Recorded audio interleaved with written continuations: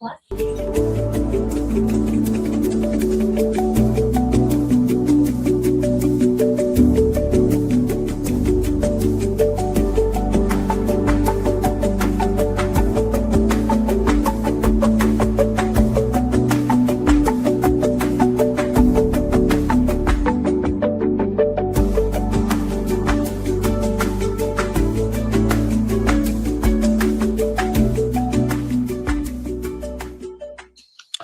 up? What up? What up, y'all? Welcome back. Championship weekend. Hey, Ashley, King Blaze, I be saying, JR. Who else we got? Myself, JB, Ghost. What's good, y'all? What's good? What's good? What's good? What's good? What's good? What's good? I got the Rams. Who y'all got? I got the Rams. Who y'all rolling with? I know a lot of us probably going with Mike because of the little history we have with him. I trust. Hey, Chris. Oh, Chris, I got a question. So I was watching a highlight from Alabama A&M versus Alcorn on YouTube this morning, and I saw a bunch of like small houses in the end zone. Are those like the VIP like little game watching experience? What's them little houses in the end zone like on the outside of the track at Alabama A&M?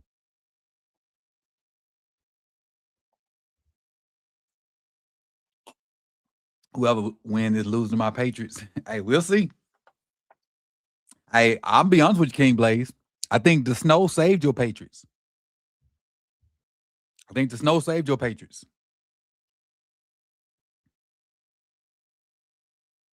Hey, Tila.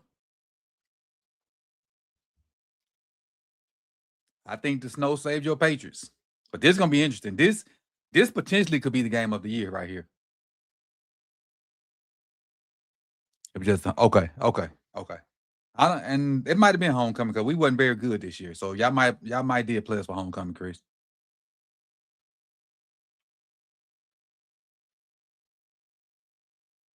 All right, I'm gonna start with the excuses, but you start with the all caps. That we're gonna make a compromise.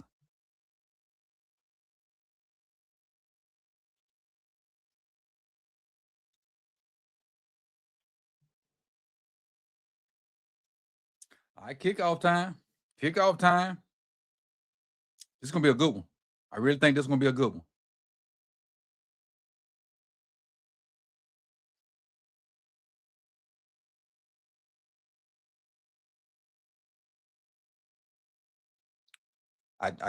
I trust all right now. I love you being here, but I warned you. and it's me personally. I feel the type of way when people use all caps. I ain't gonna even lie to you. I do. I feel the type of way when people use all caps. I feel like what Calm just said. Stop yelling. So I'm just go ahead and telling you. I feel the type of way. I'm not yelling. It's excitement. Okay, I'll let you make it with that one. All right, I'll let you make it with that one. I'll let you make it with that one. Oh yeah, they amped out there. They amped. They amped. They amped. What's the plan for shutting down Puka though? That's the key. What's the plan for shutting down Puka?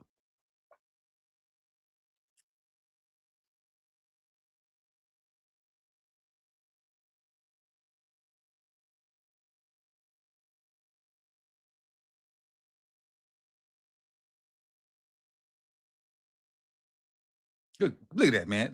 That boy got hands like me. That boy got hands like me, boy. Catch anything that's in the area. All right, Chris co-signed on you. I'm gonna let you make it today. Chris co-signed on you. I'm gonna let you make it today. Our future OC working. Let's see what Shieldhouse got for us.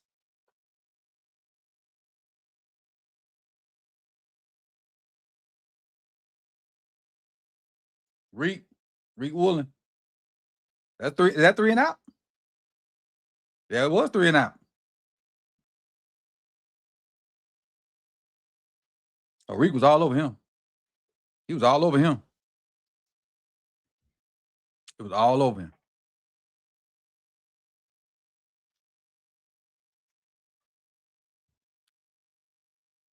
Bias. So great start for Seattle. Good punt down to like the 19. When Seattle traded for Rashid Shaheed, I didn't think about the connection that they had. Kubiak was Shaheed's offensive coordinator in New Orleans. When New Orleans like had that hot start and was scoring like 40 points a game before Derek Carr got hurt, Kubiak was the OC. And Rashid Shaheed was one of his better players down there. So it made sense for him to come back and play for somebody for him to go get somebody that he knew played for him. First drive for Seattle starting at the 19.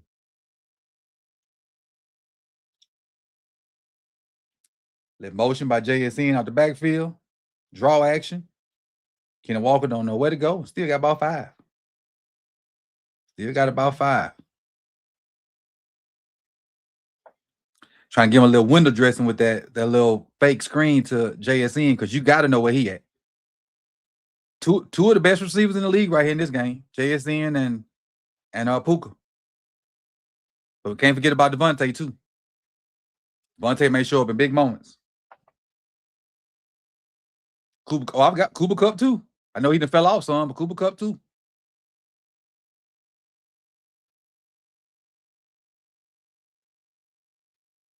He missed that one. He should have threw that to 88, I think. 88 was the one that was open. Trying to force it to JSN. Can't do that.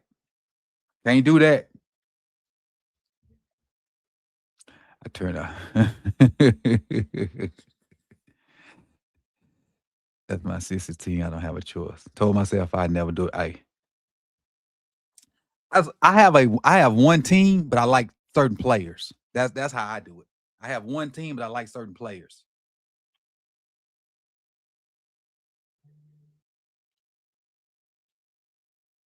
Up top, Rashid Shaheed. I just talked him up. I just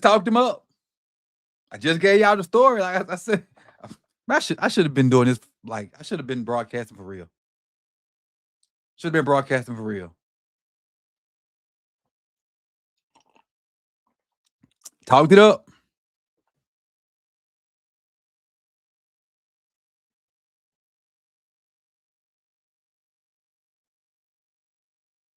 He got them burners. Great start for Seattle. 3 and out. Then a big play right there. Great start. Oh, missed tackle. You have a terrible series, 31. 31, you have a terrible series. They might have found the weak link.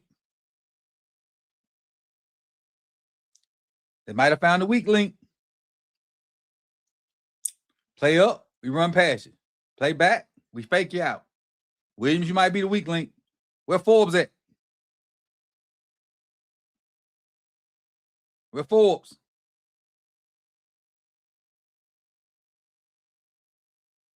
I let motion by 81. I see outside zone coming.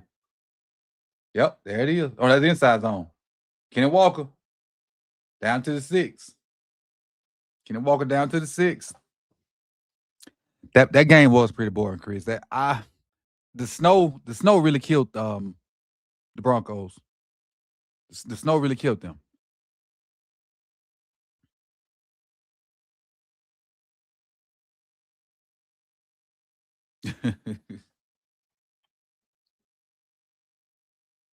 A bunch of us will, JR.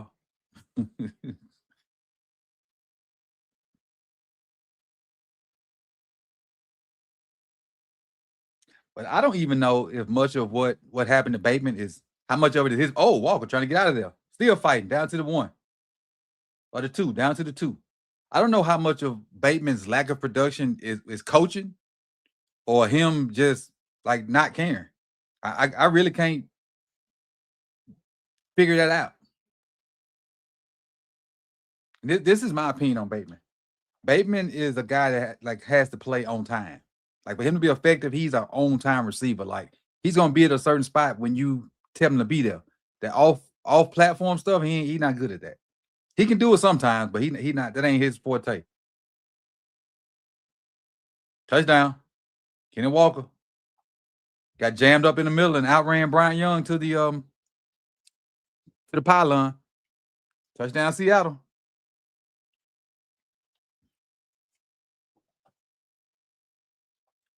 Great start for Seahawks. Great start. Great start. 3 and out, then come down and score. You can't ask for a better start against Seattle. You can't ask for a better start. As long as Teddy and Lamar stays, I don't mind. Teddy, your boy, ain't it? Teddy, your boy.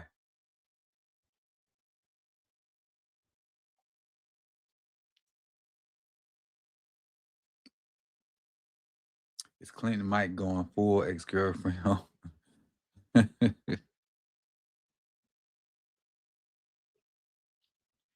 7-0. That was a nice drive. That was pretty efficient. Pretty efficient. Possessions. So far, Rams had it for 3 plays, 7 yards, minute 27 seconds and a punt. Punted to Seahawks down to their 19, 7 plays, 81 yards, 3 first downs, and a touchdown. Pretty efficient first drive. 3 minutes and 36 seconds. 3 minutes and 36 seconds.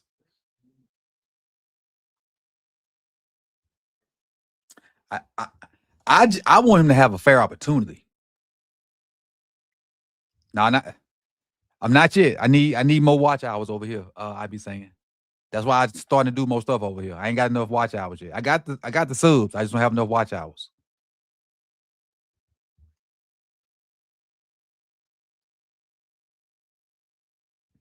Yeah, but back to Carson. I just want him to have a fair shot. I want him to have a fair shot. Put him over there on the right side and let him compete with Rosengarten. Because we pretty much know Ronnie gonna start. Put him over there and let him compete with Ronnie. I mean with Rosengarten. Or let him play guard. Let him compete at guard. I honestly I wouldn't mind. I wouldn't mind a lineup of Ronnie, Emery. I don't know what we're gonna do with Linderbaum. Vincent and Rosengarten. I wouldn't mind that lineup. I think outside zone would be good with that lineup. But them, because all four of them, because I'm not including Linderbaum, because I don't know what we're gonna do with them, but all 4 of them are athletic. All 4 of them are athletic, and outside zone with them would be good because I can see Emory Jones and Carson getting on second level and destroying linebackers. Now they may have some issues, versus certain 3 techniques and certain 1 techniques because of they ain't like the strongest. But I can see outside zone and them guys getting on second level and doing some amazing things. You would have a really athletic offensive line if you ran those 4 out there and if Linderbaum stayed. That'd be really, really athletic. What up, Ghost?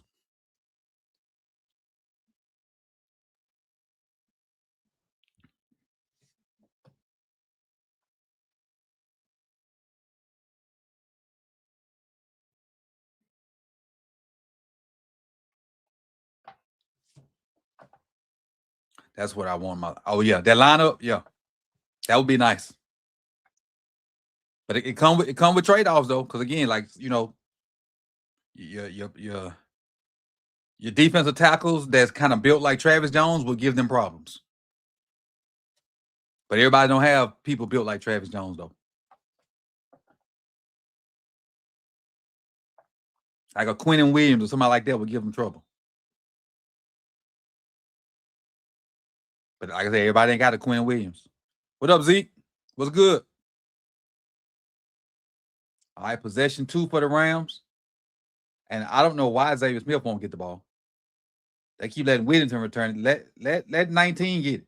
That's your speedster from FAMU. Let him get it. Let Xavier get it.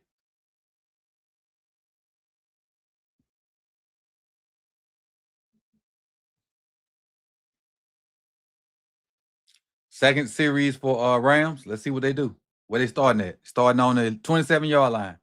1st and 10.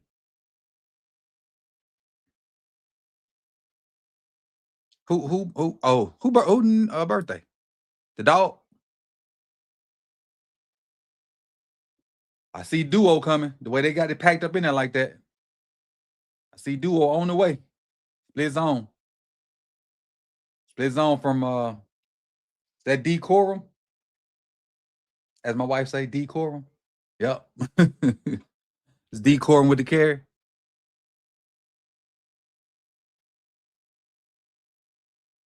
Oh, you getting real food. You getting real food. 2nd and 7 from the 30.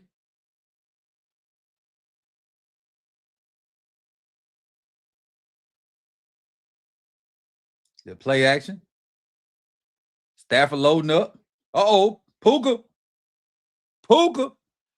Mama, there go that man.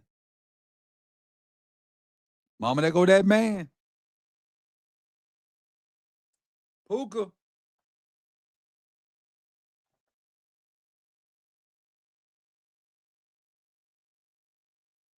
Oh, that's versus Witherspoon, too. That's versus their best corner. What up, Ravens Nation? Puka Nuka. Yep. That's how she say it. I be saying. That's how she say it. Again. Ooh, if he would have found it. Y'all see the DB doing this? Man, you ain't even do nothing. You got beat. The ball was just overthrown.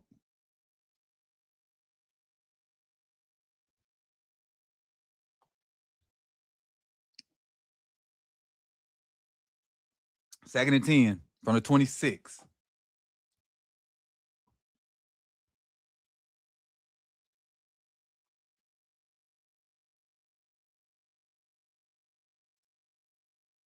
Trips left. Devontae over there with solo by himself. Holding. Incatchable. He called not catchable. Not catchable. Josh Jobe jammed him up, though.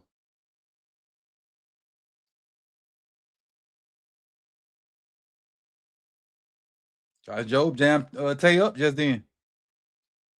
3rd and 10.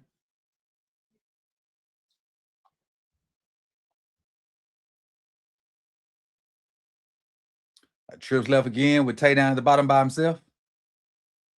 The motion by Puka. Terrible throw by Stafford. Fading away inside on. Terrible throw by Stafford. Terrible throw. Inaccurate and fading away. I got you, Tom. I'll tell the people before you do, Tom. I got you. You're a little slow up there. I got you.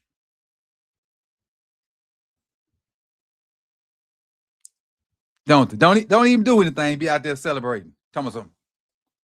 You ain't did nothing.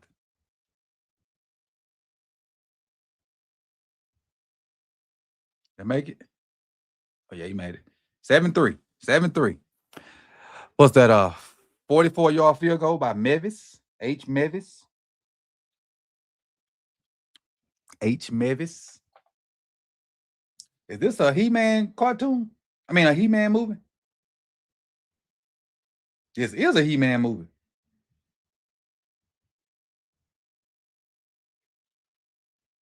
I have the power.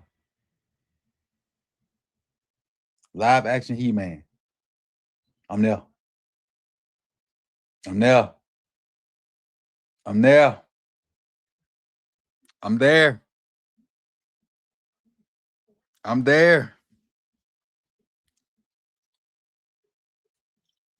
Really? Hold on. I mean, you can do a little research here.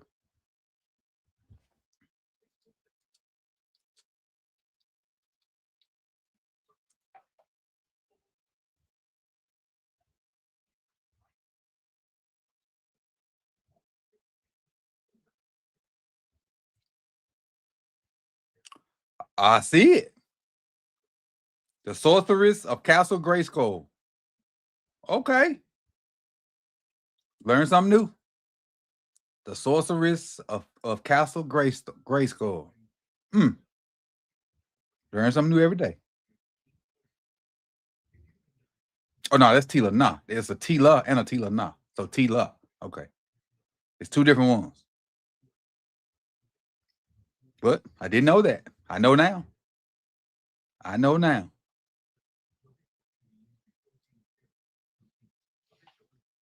I know now. Tila. I need some long A's on there. I need some more A's. Will do. I know not to mess with you. I don't want what is it? FOF FAFO. I don't want to FAFO. I believe you. I believe you.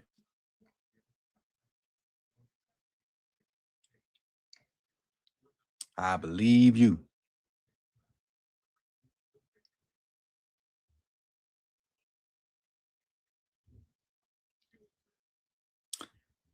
Let me check that one too.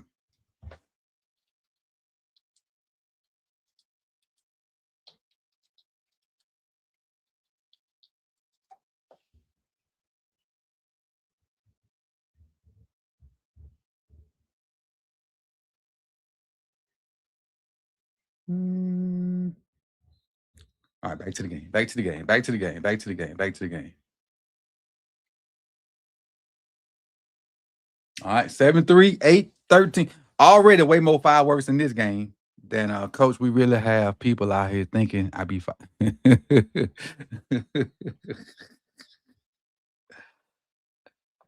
I don't. I don't. I don't. I just know not to mess with certain people. That's all. I'm smart. That's I'm smart. I'm smart. Yes, please do. Please do. Please do. I'm waiting on mine to show up. It must be the snow. I'm waiting on mine to show up.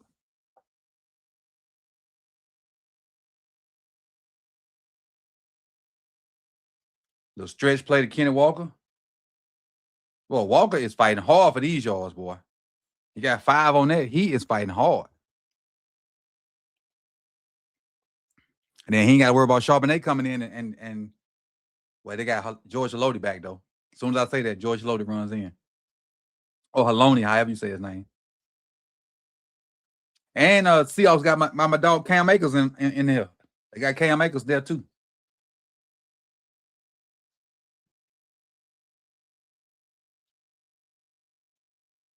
They got Cam Akers as the third running back. The old school split eye football, motion from the tight end, play action, off the counter. They'll drop off to the tight. Oh, fumble. Went out of bounds though.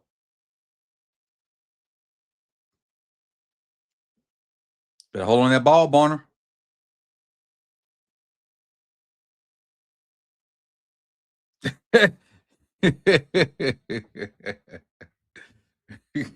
that's the gist of it. It's like shock value. It's shock value. That's even better. That's even better. It's even better. It's even better.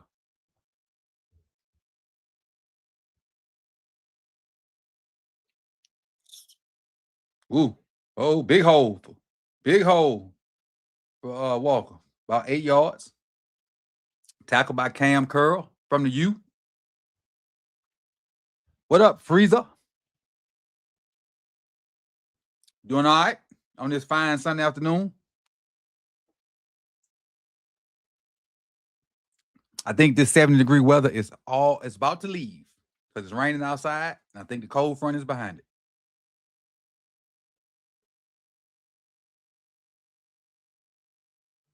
Second and 2.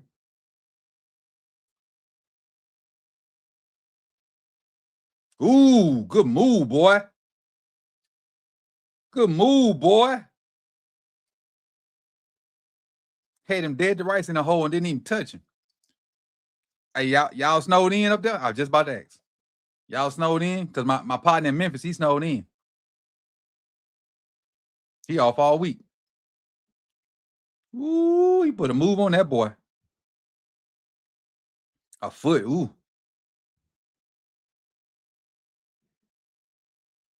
He gave him work in that hole. Pause. Pause. Pause. Pause. They on the 38 now. Play action again. Screen. Another big move by Walker. I mean, another big play by Walker. I'm sorry. Another first down. Rams, y'all making me look bad, Rams.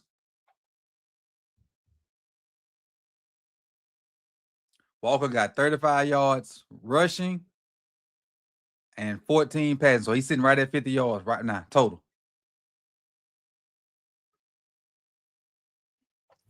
Hey, y'all, guess who going to the Super Bowl? Y'all probably, a lot of y'all probably even know it. I know King Blaze know it. Morgan Moses. Morgan Moses going to the Super Bowl. The stretch again. Good penetration by Jared Verse. If you don't know, what up, Jose? What's good? What's good? What's good?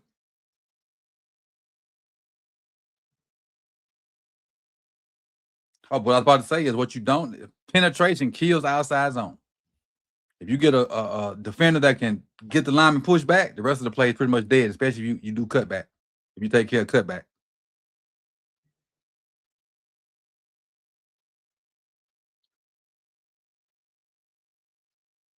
JSN, look at that. Seattle's playing so hard, man. They fighting for every yard. Mike got them boys tuned in. Walker's running different. You see JSN right there, just refusing to go out of bounds, fighting for every inch. Mike got them boys dialed in. 3rd and 2 from the 16.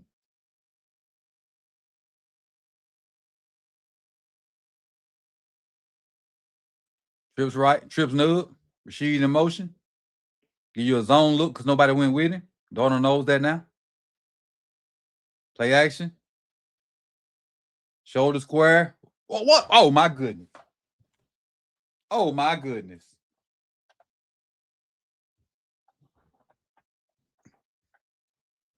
Oh, my goodness.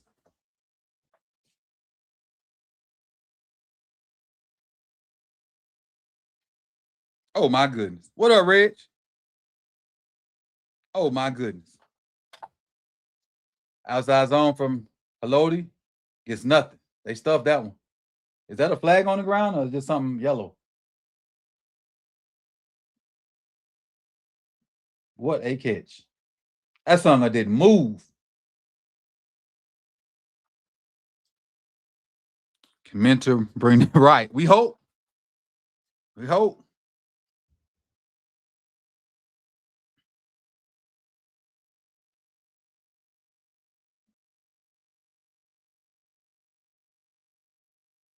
Second and goal from the 9. Inside zone. Oh, that might be duo. It was inside zone or duo. Kenny Walker was back there in his Ashton Genty, Michael Myers pose. Then the last game, yes. Yes. I was inputting grades during the last game. It was so boring. I was putting grades in.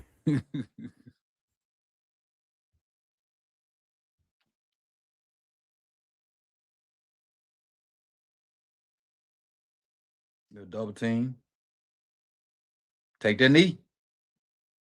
Take that knee. Oh, that's holding, yeah. Take that knee and try to split them. Old school, we used to call it grabbing grass. Old school, you get double team, grab grass. Asmodeus, how you doing? How's the weather in your neck of the woods? What up, Donovan? I missed you. What up, Donovan? My bad. Second and goal. Green. Down to the 9. Back to the original line. 3rd and goal from the 9. Maybe the 10.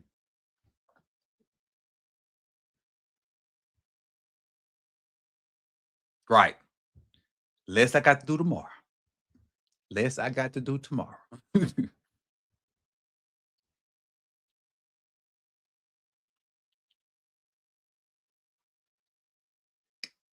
Hey, Kubiak in his bag right now, boy. Kubiak is in his bag.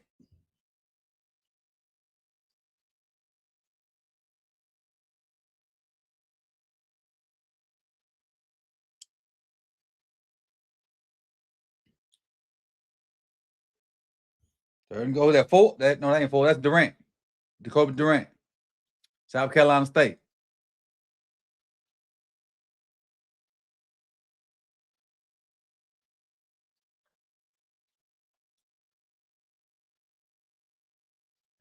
That should have been OPI. Really? That should have been OPI. What up, D Wiz?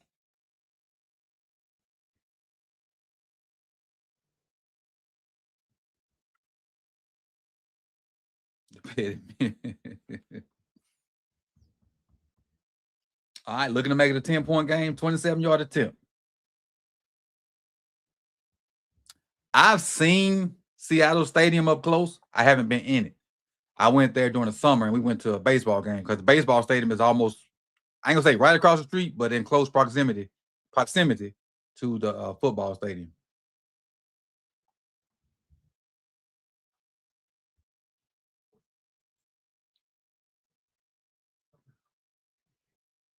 I sip water and sweet tea. Hey, as long as you sipping, B. As long as you sipping.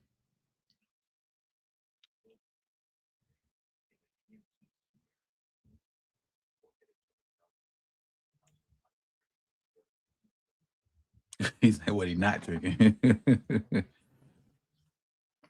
Turning it up.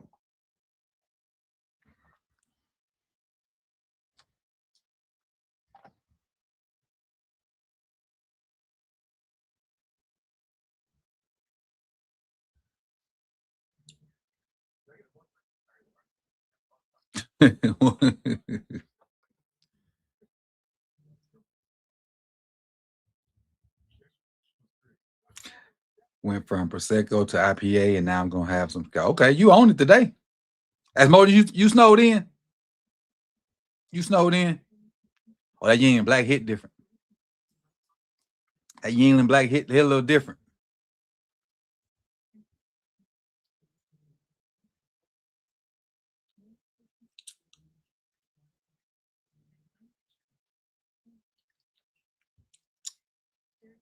Y'all want to see them drinking? It's exclusive. Let me show you. I don't know if the camera gonna focus on it. So it's lemonade, but I got something in it.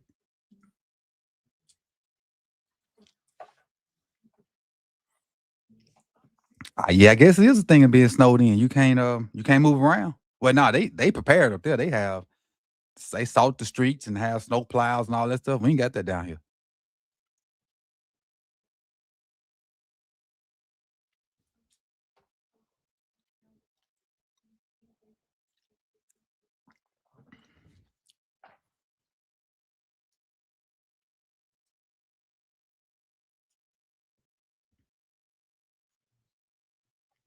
Going around the world. Hey, might as well. Might as well. Might as well. Ain't nothing wrong with it.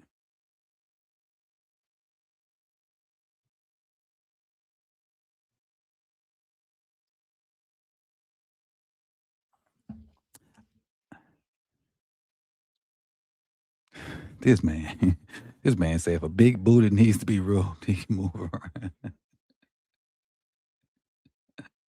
Boy, you crazy.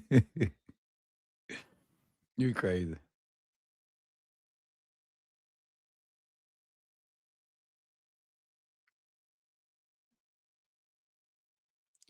Number 88 with the return again.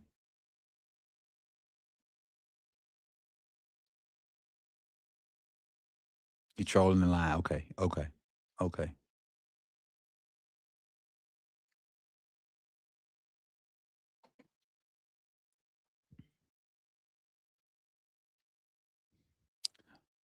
I'm gonna tell y'all my old story here when the next commercial come on. About yes, Friday and Saturday. All right. 1st and 10 from the 35. Can the Rams get going? Puka in motion, little stretch play to Kyron. And he got 2 yards, tackled by Ernest Jones.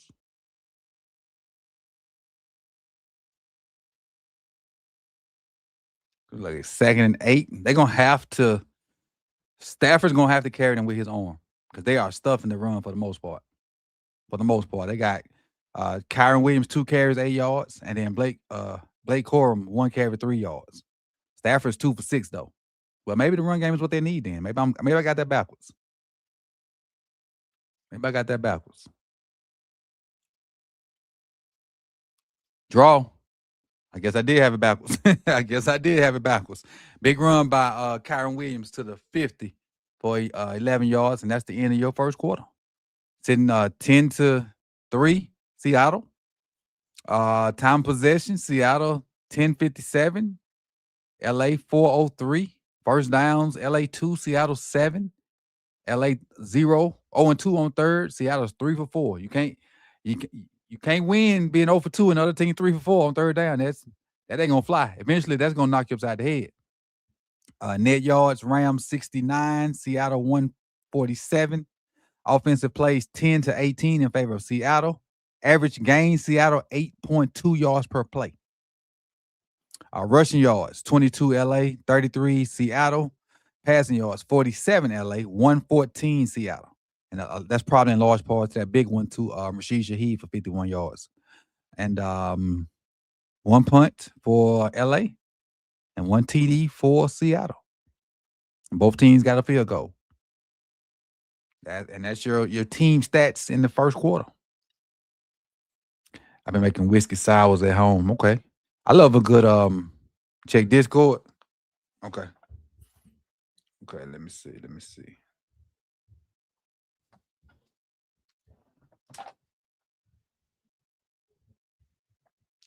Let me see.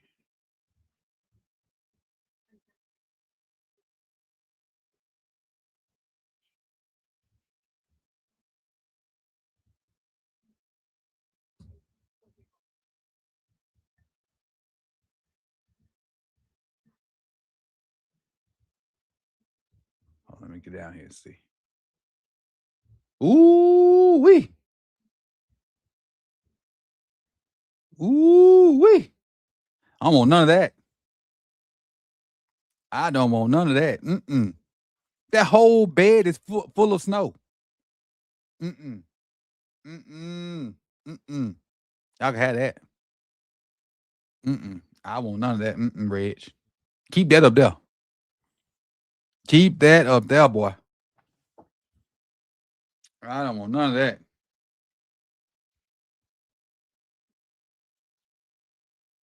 Keep that mess up there. Oh, I forgot to tell y'all my old story.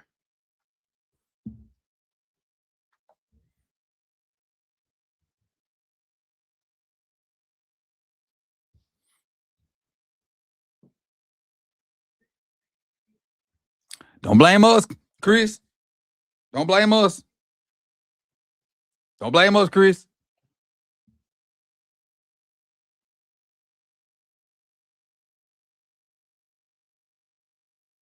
Just week. Ooh. Puka got blasted. Who was that's somebody blasted Puka, boy.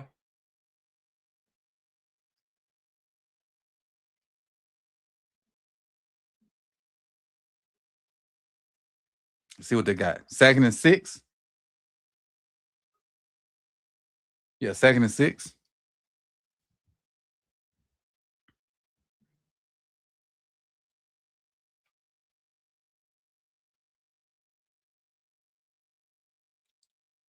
There we go. There go Tay. There go Tay. There go Tay. Nice little slant for Tay for 23 yards.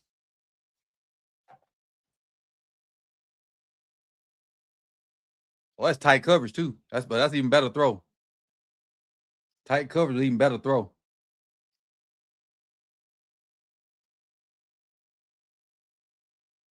First and 10 to 23. This is by far their best drive so far. By far. Both teams up to 8 yards per play.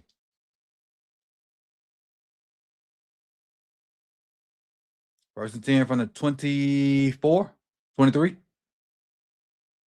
Duo. You got to get downhill. Kyron and Duo. You ain't gonna let you bounce it wide because we blocking everything inside.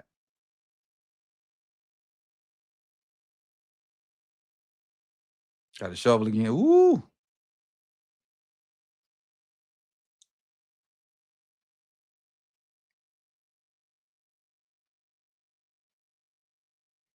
It looks like that's well, I guess you got to do it because if it get too high, mess your stuff up.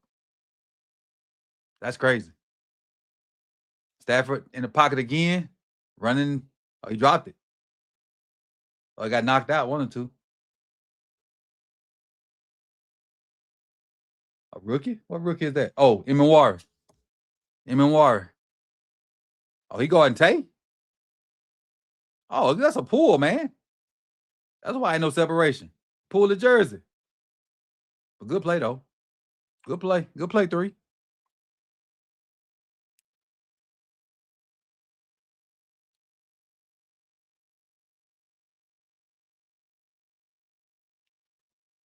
Third and 10 here. Sack. Oh, look like a face mask. Wasn't a face mask? Maybe not. D-Law with the sack.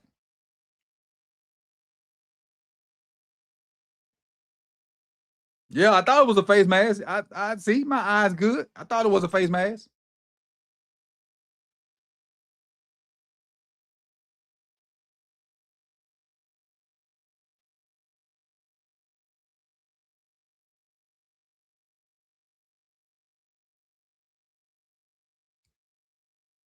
Mavis got it from 50 yards.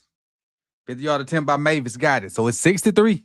Now, what I will say right here is, for those that are going for the Rams with me, the Seahawks have played amazing. The Rams have not. And the score is 10-6. The score is 10-6.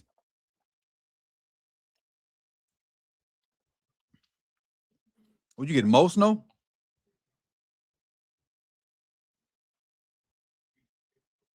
After 10.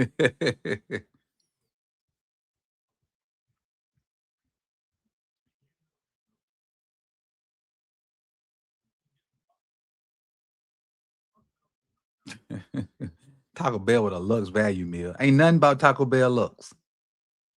Nothing. Ain't nothing about Taco Bell Lux.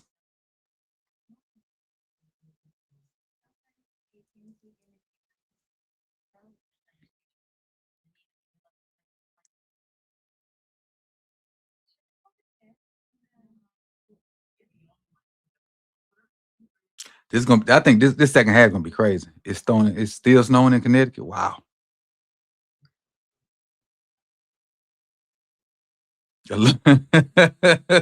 Lux trip to the toilet. Lux and quick. Lux and quick to the toilet. Oh, I'm old, so I'm gonna tell y'all the I'm old story real quick. So y'all know, doing these videos and whatnot for both these channels, it take a lot of time. So I be in this seat a lot. We took my wife, daughter to a play Friday night. It was okay, whatever. 3-hour play. It was what it was. Got up Saturday morning, went to a birthday event, then had like an after party for the birthday event, then went to 2 basketball games. I felt like I hadn't ran a marathon.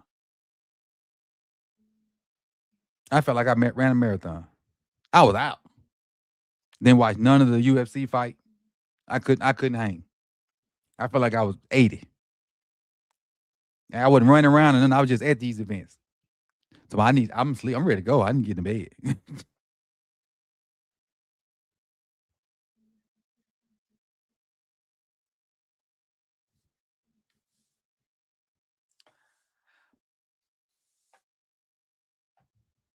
All right now. All right. With the emojis. All right. Like the old folks say, play a little bit and quit. Play a little bit and quit. Play a little bit and quit.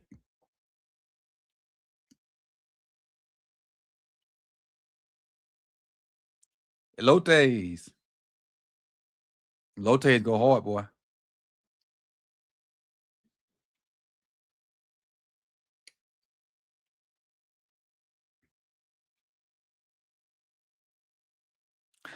So if you don't know what y'all going through up there now, is one of the reasons why I just won't come back up there to Baltimore for a game.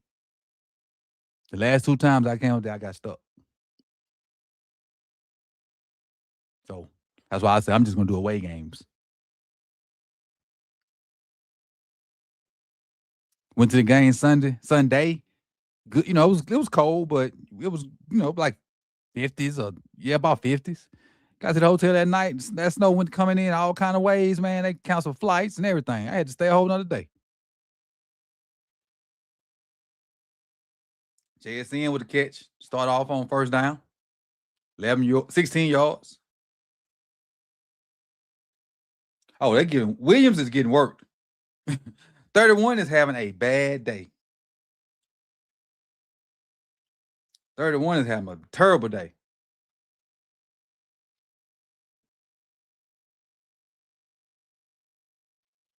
Yeah, but school just be starting in September. Like I can't figure out how, remember that's one of the things we had with the meetup about trying to get the time for the meetup because that was right when school was getting ready to start. What up, Terry?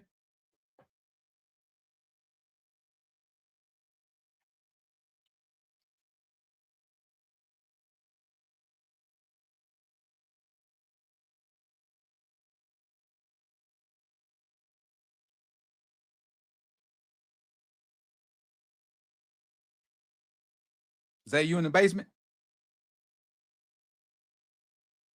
Yeah, I need to come up there and show my face. I do, Asmodus. I do. I need to come up there and show my face and try to grow the brand. I do.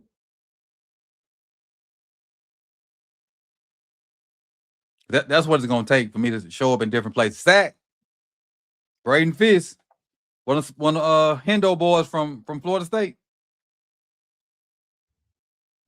I've been text you.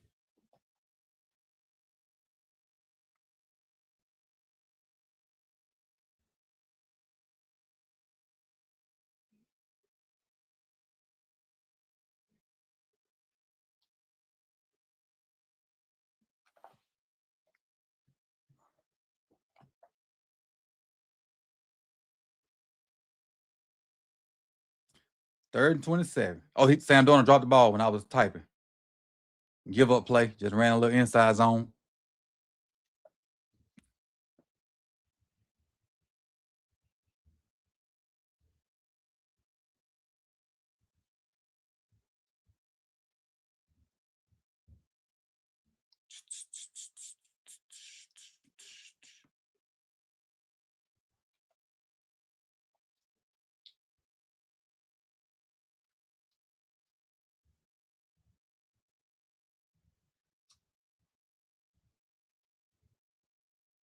All right. I think this is Seattle's first punt. This is Seattle's first punt. Oh, I'm back here caping for you, Zay, and you dropping the ball. I can't cape for you no more. You back here dropping the ball.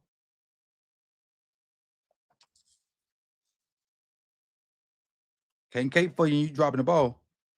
You dropping the church's money.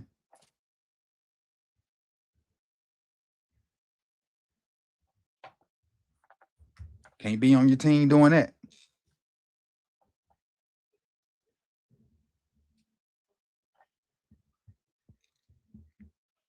Can't cape for you. You dropping the ball.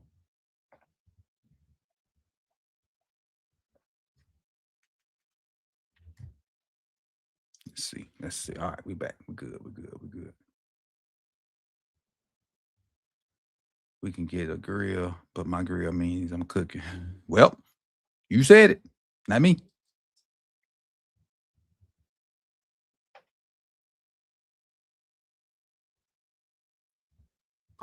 What up? What up? What's good? Chilling. Just been waiting on this all weekend. This one. Yeah. Yeah. This is this the one right here. Everybody kind of figured that New England would take that Broncos one, but they made it interesting. Right. I honestly think, Jose, if the weather, well, I'd say this: if the Broncos have the ball coming out the half and New England don't go on that long drive that till the snow came, they might have had a better chance. I think if Jazz Stidham doesn't turn the ball over, Yeah, that because fumble, whatever thing, New England couldn't do anything in that game. Nothing. They had what 42 total yards going into the second half. Yep. They both of them defenses was playing ball, but New England had their whole complement of offensive players and couldn't do nothing. Right. It's crazy. But they couldn't have had a better start. That touchdown, that first series, that probably gave him a little. That probably gave him too much confidence to do some of the stupid stuff he did. Well, yeah, going for on fourth down, like they shouldn't have gone for one on fourth down. They should have just kicked that field goal when the weather was still good. Yeah. At the time I thought it was a good call. I did.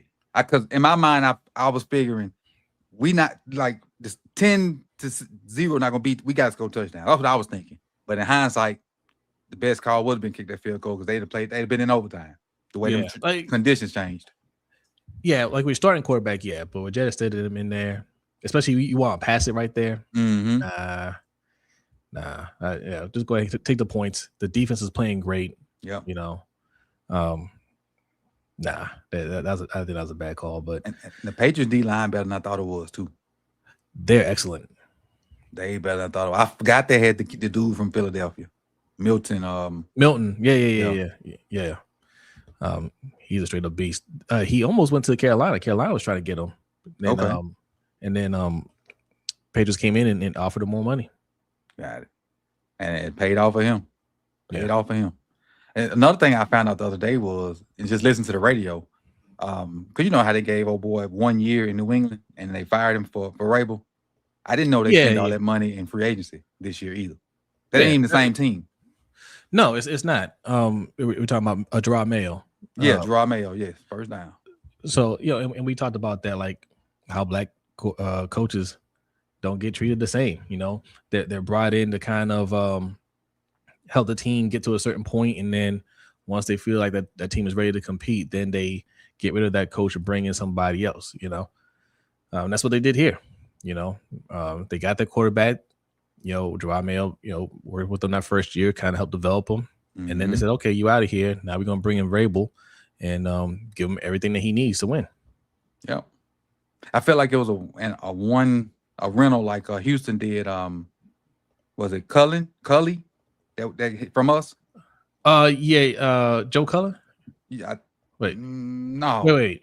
Right after Lovey. They gave Lovey a year. Then they gave one of our coaches a year in Houston. Then they came back with D'Amico. Oh, yeah. It was Cully his name? I know exactly what you're talking about. I think his name was Cully. I think. I know exactly what you're talking about. That's Modus David Cully. Yeah. Yep. Yes, they did. Mm-hmm. So Lovey got 1 year, then brought in Cully, and he got 1 year, and then they came back with D'Amico. Yep. But D'Amico's pedigree was flawless. DC and them 49er teams that had probably went to 2 or 3 Super Bowls. Yeah. He's doing a great job there. I'm happy for him. If it's quarterback, how can you be that good your rookie year and you just decline every year after that? I'm surprised that he didn't bench him in that game. I thought he was going to take him out because as much as he turned the ball over, they were still right there in it. Yep. Jose, he was terrible. I wouldn't have been mad if they benched him. I thought that was going to happen because he was playing that bad the week before, right? And when he got to that start, you could see it on you could see it on D'Amico's face. He just make a catch. Yeah. That's my wife, boy. Puka Nakua. If she was woke, you'd probably be hearing her holler Puka Nuka. Yeah, he was a beast. I guess allegedly he could have been a Raven if they would have listened to John Harbaugh. Man, I want to hit him. Let me see if this works. I want to hit John with one of these. Oh, it ain't working. Oh, I ain't got it on. Hold on. Let me see if I can put this on. Hit him with that stop the cap. Right. That's what he doing. Capping. Just be lying. You just be lying. See if it works. There you go. Not yet.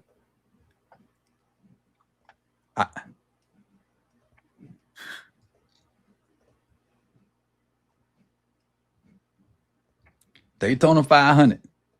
I hear the parties at them races go down. That's what I heard. The party at them races go down. We was talking about it because we was coming from Atlanta a couple weeks ago, and we went past, actually Talladega, went past it. And I remember one time coming to Atlanta during the Talladega 500, and they were big run. There were RVs as far as your eye can see. They got like a big, like 2 football fields, like before you even get up to the track. Yeah, you couldn't even see an inch of grass. All RVs. Yep. All RVs. I can see that. And I did a little reading on. They say the real party be out there in the parking lot. Yeah. Yeah. I believe it. And then your F1 races is your bougie parties. Oh yeah. That's they be over in Morocco and whatnot. Yeah. Yeah, they said Morocco has like the highest GDP. Like it's like it's like 50 people out there, but they're all wealthy. That's crazy.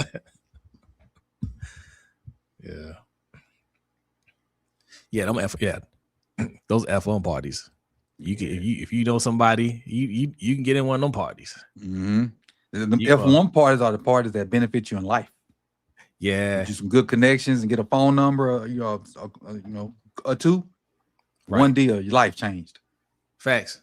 And it don't matter what you know, it's just if they like you, if they had a good time with you. Speaking of networking, like I told you when I met Justin Forsett not too long ago.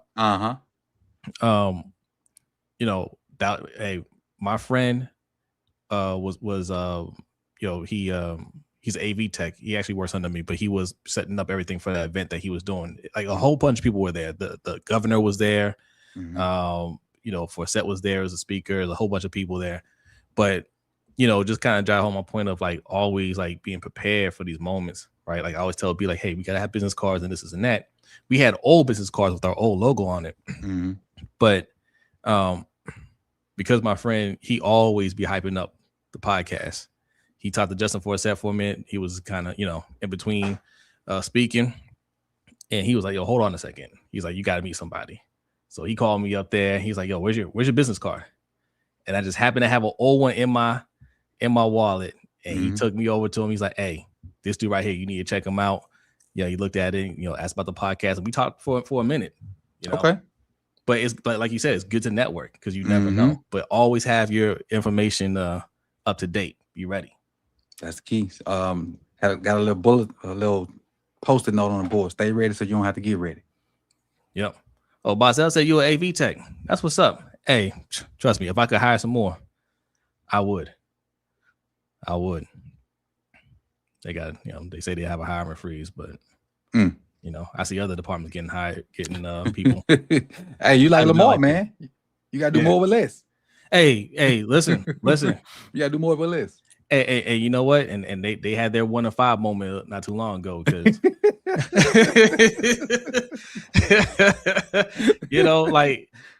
I'm based in Baltimore, but they were trying to set up some spots in DC, and we went down there and set them up, and they're like, okay, well, like you guys gonna support us? And I'm like, no. With what people? We don't have anybody. Like you're on your own. Got it, buddy. My job here is done.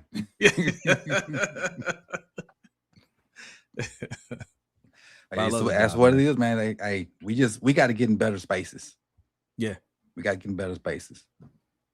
My wife, I was trying to have her grade some papers before we get back to the food festival to get something to eat, and she said, "Well, I'll help you real quick." I said, "All right."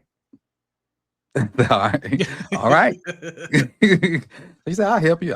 So I got her pen, gave her the key, and she was looking at that like.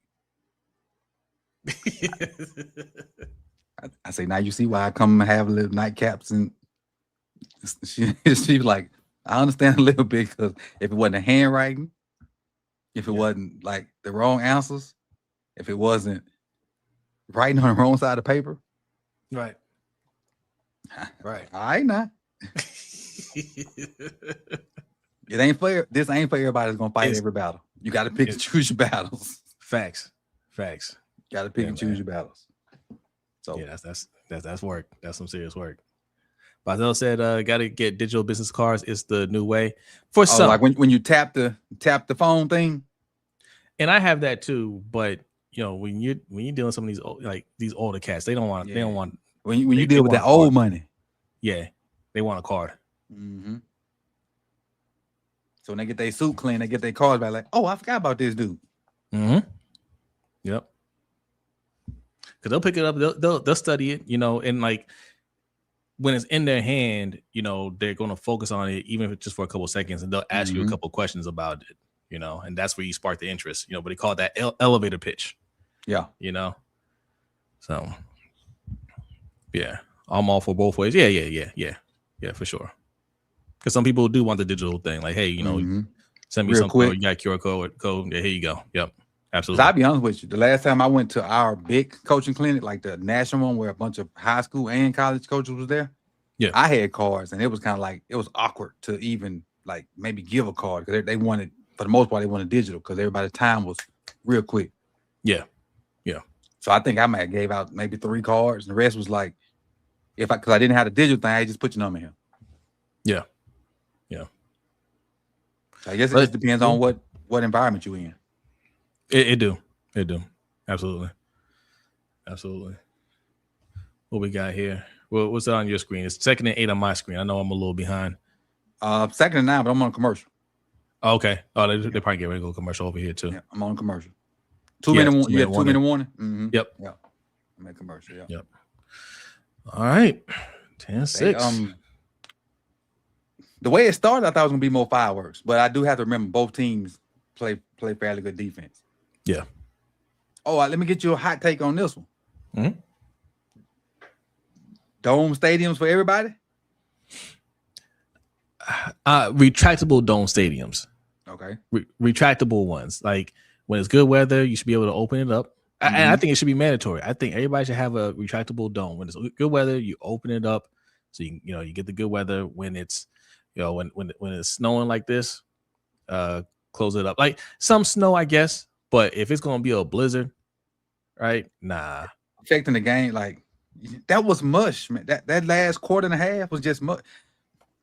It's what? 3rd and New England had 3rd and something from like the 6-yard line. They chose to just throw it away because they knew the other team couldn't move the ball either, as long as they got a punt off. Exactly. And then they had a terrible punt after they put it to the 37, and Rush couldn't move the ball. Couldn't kick a field goal from 40 yards out. Like, no, man. Like that's like I don't want it to affect the game that much, and also more so than the game for the fan experience. Like, okay, the players got to be able to play in different types of weather, but the fan experience, like, you shouldn't have to sit outside in that. Like with the Bills, you know what I'm saying? Like I don't want to go to Buffalo and have to shovel out my seat. Right. You know what I'm saying? Like, no, just put a dome up. Okay, touchdown. Mm-hmm. Little screen out the backfield. And watching our future OC do some work. Fingers crossed. I'm trying to manifest it. So we were talking about that earlier. And shout out to everybody that's been joining these live streams, man. I told B I'm gonna do a pop-up live stream. He's like, for what? We gonna talk about it? I was like, man, people gonna show up. They gonna show up. We gonna figure it out. We did. Sheehouse, he it looks like the Browns are really high on him. Okay. But I don't know if he's high on the Browns. Doesn't look like any of these coaches really want that job. Mm-hmm. But what do you think? I will say this. Not you throw that up there. The team is really young, for the most part, offensively. Mm-hmm. Like the ones that matter. He 35 or whatever he is. He fairly young. That might be something he want to grow with. Yeah, their rookie class ain't bad. If you put Dylan and Shador together, you got a quarterback. Like if you combine them, you got old boy Judkins, Fanning, Schlesinger, They got pieces. They've always got pieces. They've always had pieces. They've always been pretty much a quarterback away, right? Mm-hmm. The issue they have currently is it all depends on how you feel about Shedeur Sanders. Right. Like, do you think he's somebody that can develop? He can, but do you believe you can develop him? Because Deshaun Watson's still on the roster. They can't get rid of him for at least another year or two. That's probably going to be your starter. Yeah. If you paying him all that money, he's not finna sit down. Right. If he's healthy enough. But that's that's tough right there. And also they have about 4 out of the 5 starting linemen free agents. The Browns do? Yes. Oh wow. Me and B looked at it. They had like it's like 4. It's 4 out of the 5. I think 3 were solid starters. 1 came in for somebody that was injured. Mm-hmm. Or 4 of them were starters, and 1 came in as somebody that was injured. But most of their O-line are free agents. They did have one good guard. We might need to look into it. He didn't play that much this year. He got hurt. Bitonio, Joe Bitonio. Yeah. He's a free agent. Oh, it might be somebody we need to look at. Yeah, he's on my list. You know who's on my list, Coach? I don't know if they're going to sign him, but I started looking at the Chargers free agents. Right, because of course, like that's what coaches do when they go somewhere else. They try to bring some of their guys with them. Mm-hmm. So I started looking at the Chargers list. Zion Johnson, guard. He's a guard. Okay. He started for him? Yeah, he started for them. I'm going to check that name out. If they don't sign him, that can help us with our. Derwin ain't no free agent. Derwin's not a free agent. Khalil Mack is a free agent, though. I wouldn't be surprised if we get Khalil Mack over here. How old Khalil is now? 38? 35. Yeah. Yeah, we go recycling. I know 2 years ago he went nuts. I ain't pay attention enough of him this year. I think he did okay this year. But I think don't be surprised if we bring him on because he knows the system, right? Like coaches always want guys that already know the system. 5.5 sacks he had this year, 4 forced fumbles. He could teach Mike too. 12 games. In 12 games. He could mentor Mike. They kind of got the same body a little bit. Mike just ain't developed his a little more because he ain't got enough bricks in his pocket. But if you look at it, they kind of got the same play style. Yeah. And I think he wants a couple of guys just for that reason to say, hey, okay, they'll bring some stability while everybody's learning the new system. They already know what to do. I don't have to coach them up. They can come in here and just go. And help me teach it. Yep. It's be interesting to see like what transpires in the next couple months. Especially when does free agency start? March 1st? Somewhere around then. Let me pull the NFL dates here. I did a video on it, but I forgot. I think it's March 1st or 3rd or something like that. Let's see. NFL. Let's see. 2nd and 9 from 36. Dates. Bazel wants me to mess up whose name? Jose, please mess his name up. My Twitter fingers is bored. Oh, he didn't just do that to Jose. He did that to me. That one dude. Hendo, I think all 3 of us. I think he did all 3 of us. It was twice for me because I didn't know Shieldhouse's name, and then I didn't know a draft video I did on this channel. Max Eichen Hiker or something. I messed it up again. Do something about it. Yeah. I think it was the first draft video I did. It's an old lineman, Max something. Max I. Oh, yeah. I don't know how to say his name either. I don't know how to say his name. It happens sometimes. Okay, March 3rd, prior to 4 p.m., deadline for clubs to designate franchise or transition players. March 9th through 11th, that's the tampering period. Okay, so free agent must be the 12th. That's a new league year. 11th. March 11th is the new league year. March 11th. Oh, that's Jacob's birthday. Yeah, that's the day it all goes down in the DMs. Yep. Well, I said it earlier, right before you came on, Jose. The crazy thing is, this is a 4-point game. At the time, it was a 4-point game. Seattle has played great. The Rams have it. And now Seattle's down. Yep. Seattle came out on fire, and the Rams just kind of weathered the storm. So all the defenses that were left in the playoffs, Denver, New England, Seattle, Rams, that's the type of defense we need to see in Baltimore. What's the strengths of all four of those teams? D-line. Yep. It ain't DB. I mean, obviously, Denver got Surtain, but yeah. It ain't DB.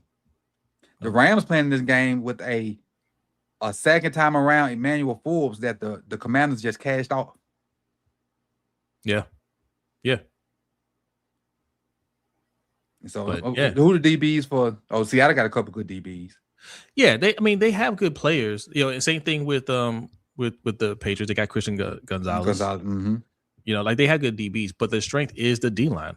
It starts there. You offense and defense. You start with the lines, and it'll make everybody else look great. I don't think we talked about this. I know we changed the subject. The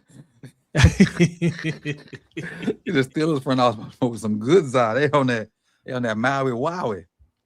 Well, when I saw that, boy, I just laughed. I laughed. Boy, I laughed. That was funny to me. Yeah.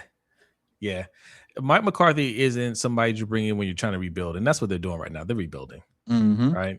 That's not the coach you want to bring in for a rebuild. But when they're already set up, because he can coach. Yes. Like we laugh about Mike McCarthy, he can coach. He is John Harbaugh. Like people, anytime I say that, people are like, I don't see it. No, he's exactly John Harbaugh. He can take a talented team and he can win a lot of games. And he comes up short in the playoffs, but he has won a Super Bowl. Like he has the exact same resume as John Harbaugh. But if you got talent, his teams can be dangerous. But he's not a rebuild coach in my opinion. Here we go, people. There go proof right there. There's your proof right there that Jose has not been lying all these years. He's been saying it for at least 2 years. Yeah, John Harbaugh is Mike McCarthy with a better PR team. That's all. Right. There is the proof. Just a better PR team. Same exact person. It's crazy. And it's fun. It's ironic because the team that he's going to currently has, I don't think he's going to stay there, currently has Aaron Rodgers. Aaron Rodgers is the reason why you think Mike McCarthy isn't as good as he really is. True. Because Aaron Rodgers does a lot of this. He likes throwing his coaches under a bus. Right? He likes calling out his coaches. He did the same thing for Robert Saleh, got him fired. Yep. Right? He's a coach killer. That's why you think Mike McCarthy isn't that good. Right? If Kwame made a good point, Jose, right here. He's Harbaugh's record-wise, but he's an excellent play caller. Yes. He does have that advantage on John right there, though. Facts. 100%. 100%. You know, he can call plays. I don't think Dan ever called plays until this year when he just took it from the OC. Dan Campbell. True. Yep. Because he was always a tight end coach, if I'm not mistaken. Yeah, he was a tight end coach. He looked so weird holding a plate. You know who he looked like? Himself in them Applebee's commercials. Holding that plate sheet. That's what he looked like. He about to order some chicken. But I compared Mike McCarthy to since there's some fights going on last night. I said, when you have a young up and coming fighter, right, that shows some talent, shows some promise, and you think that's going to be the guy. In boxing, you always have those gatekeepers. You have those seasoned veterans. They might have been former champions. They're still game. They're not that guy anymore, but they still give you a tough fight. But you're young, talented fighter. That's their first test. Can you get past that fighter? If you do, then they can start giving you some buzz. If not, then it's back to the lab. Yep. That's what Mike McCarthy is for Jesse Minter. You know what I'm saying? Like that we're gonna find out right now because again the Steelers don't have a lot of talent right now. They're rebuilding. So Jesse Minter's coming to a team with a lot of talent that's ready to win a Super Bowl. Can you get past a Mike McCarthy? Because Mike McCarthy can't coach. He's not a scrub. Right. He got those situational football moments. Yes. But Yes. if he can get on roll calling plays, he'll light you up. But he does have situational football moments, Exactly. which is the same issue with John. Mm-hmm. Situational football moments, especially over the last 5 years.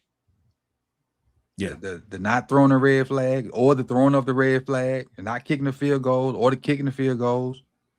Is going for it on fourth, allowing the similar play calls to be called on fourth, all these rollouts. Yeah. Yeah. I don't think that was the best situation for John Harbaugh. The Giants or the Giants. Oh yeah. That's like my thing is with him. I wish him luck, but if he continues in the trend where we were in with lesser talent, New York media he think people got on his nerves in Baltimore. Right. That was nothing, brother. Alive. Yeah. Facts. That is nothing. You thought Brian Wacker and Jonah Schaefer got on your nerves in Baltimore? Shoot. Yeah. That's gonna be rough. That New York media is gruesome. Because John, thanks to his PR team, there's this image of John Harbaugh that he goes to your team, he's gonna make them a Super Bowl contender team. What he got instant credibility. Yeah. But man, he in the division where the Eagles fire Super Bowl champions, bro. And bounce right back. If I asked this earlier, if Sirianni doesn't win a Super Bowl next year, you think he's still gonna be the coach? I don't think so. He got a lot of he caught a lot of flack this year for how they went out. And they were the reigning champions. And the same thing happened to Doug Peterson when he was here. Mm-hmm. He didn't have that much time. He won a Super Bowl a couple years later. Like, hey, we're gonna have to go another direction, man. Yep. They don't play. Honestly should have kept Andy. Honestly. Well, I think it was time to move on, right? Like for both of them. How many did he do in a row? Was he the T.O. and Donovan coach? Okay. He went to 4 straight NFC championships, went to 1 Super Bowl, didn't win it, and then I think he got another year after that, and they fired him. Okay, but I think it was needed, man. Like sometimes coaches just need to change the scenery. Like you keep losing that way, you're gonna lose the locker room, right? And it worked out for both teams. Right. Kwame says you don't think they'll get rid of Jalen Hurts first? I don't know who the problem is offensively for them. I don't know. The play caller took the fall. Yeah. He laid on the sword for it, but I don't know if it's Jalen. I don't know if it's the receivers. I don't know if it's all the play caller. We don't know who. We don't know the reason why they play so bad offensively with all them good players. Well, I've listened to a couple of different Philly YouTubers, and they've all suggested it's the play calling. Okay. Ultimately, Sirianni, like they talk about Sirianni the way we talk about Harbaugh. They just don't like Sirianni, and I think it's because of the coaches that he brings in. You know, that dude, what's his name, Patullo, just wasn't a good choice, and they felt like they wasted a year where they should have been competitive. A lot of Jalen Hurts' struggles this year, they pointed right to play calling. Gotcha. You know, so a better offensive coordinator could save his job, and you know they could have. I mean, they had a lot of success this year, but not their standard. Yeah, you know, but if not, yeah, I can see Sirianni being gone. They their old line has gotten, and it's still good, but it's gotten progressively bad since Kelsey retired. Yeah. Well, but they had some injuries too. I know. That's what I'm saying. When Kelsey was there, it didn't matter. Right. Lane, all of them was healthy. All of them was out there balling. But since he retired, you know, injuries and different people trying to fit, like people that left, and it just ain't been the same. I say that Saquon still there had 2,000 yards. Yeah, I know. Yeah. Kwame said AJ Brown knows. Hey, listen, AJ Brown can't say anything after that last game. Take the offseason off, AJ, and just work on the jugs machine, because that's not the moment where you want to come up short like that. It happens to the best of them, but it can't happen to you in that moment. And then you always asking. I mean, you always asking to be the guy, and we need you to be the guy, and then you don't be the guy. Yeah. That's tough. Yep. Sam trying to blow it. I told y'all I trust Stafford more than I trust Sam. Sam trying to blow it for y'all. Look, check this Come on, out. Ginger Cuz. Hey, that's where you can win and lose a football game right there, the last 2 minutes of the quarter or the half. I mean, Yeah. trying to be too aggressive. JR said AJ did it on purpose. That's his conspiracy. Nah. Those are the games where you want to show up. You want to because it proves your point.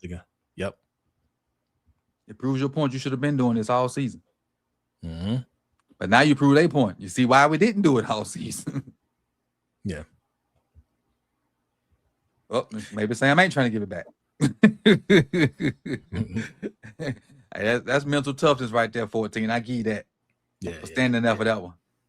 That's mental toughness right there, Donald. I give you that one. Ooh, Cam Curl knocked the smoke out of JSN. Ooh, turned him around with that corner post. Turned him around. Good route. Cam Curl got that lick back though.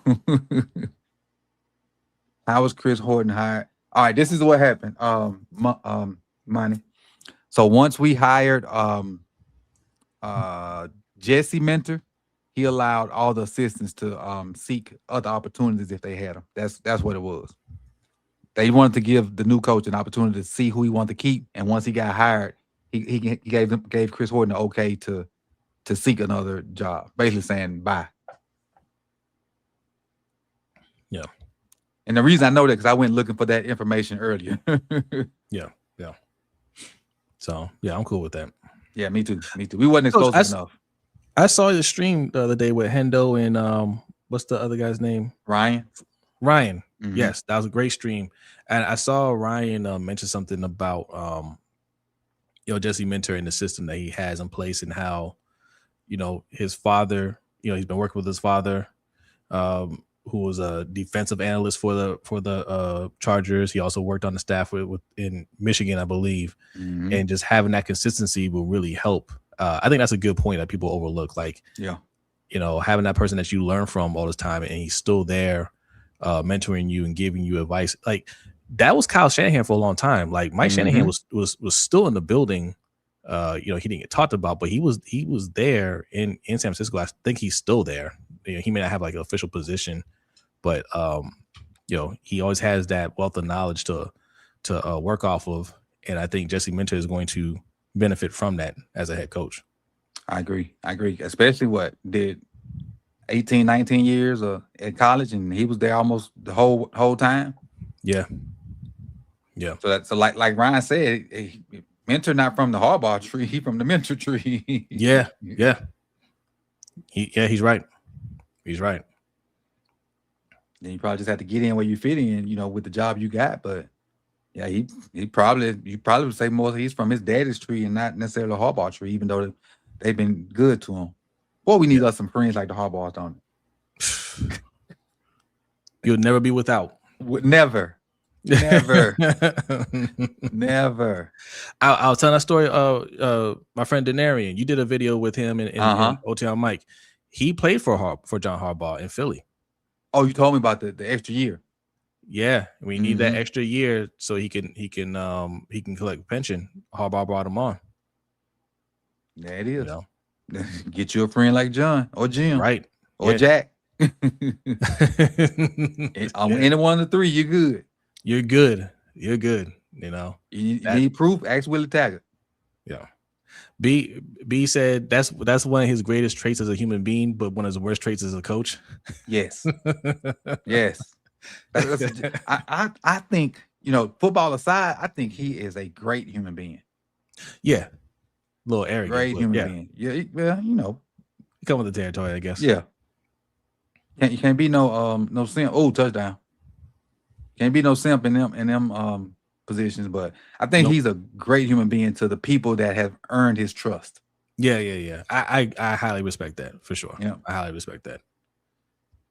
Because that's me. Once you get my trust, you damn near got to do something drastic for me, not to be in your corner no more after that.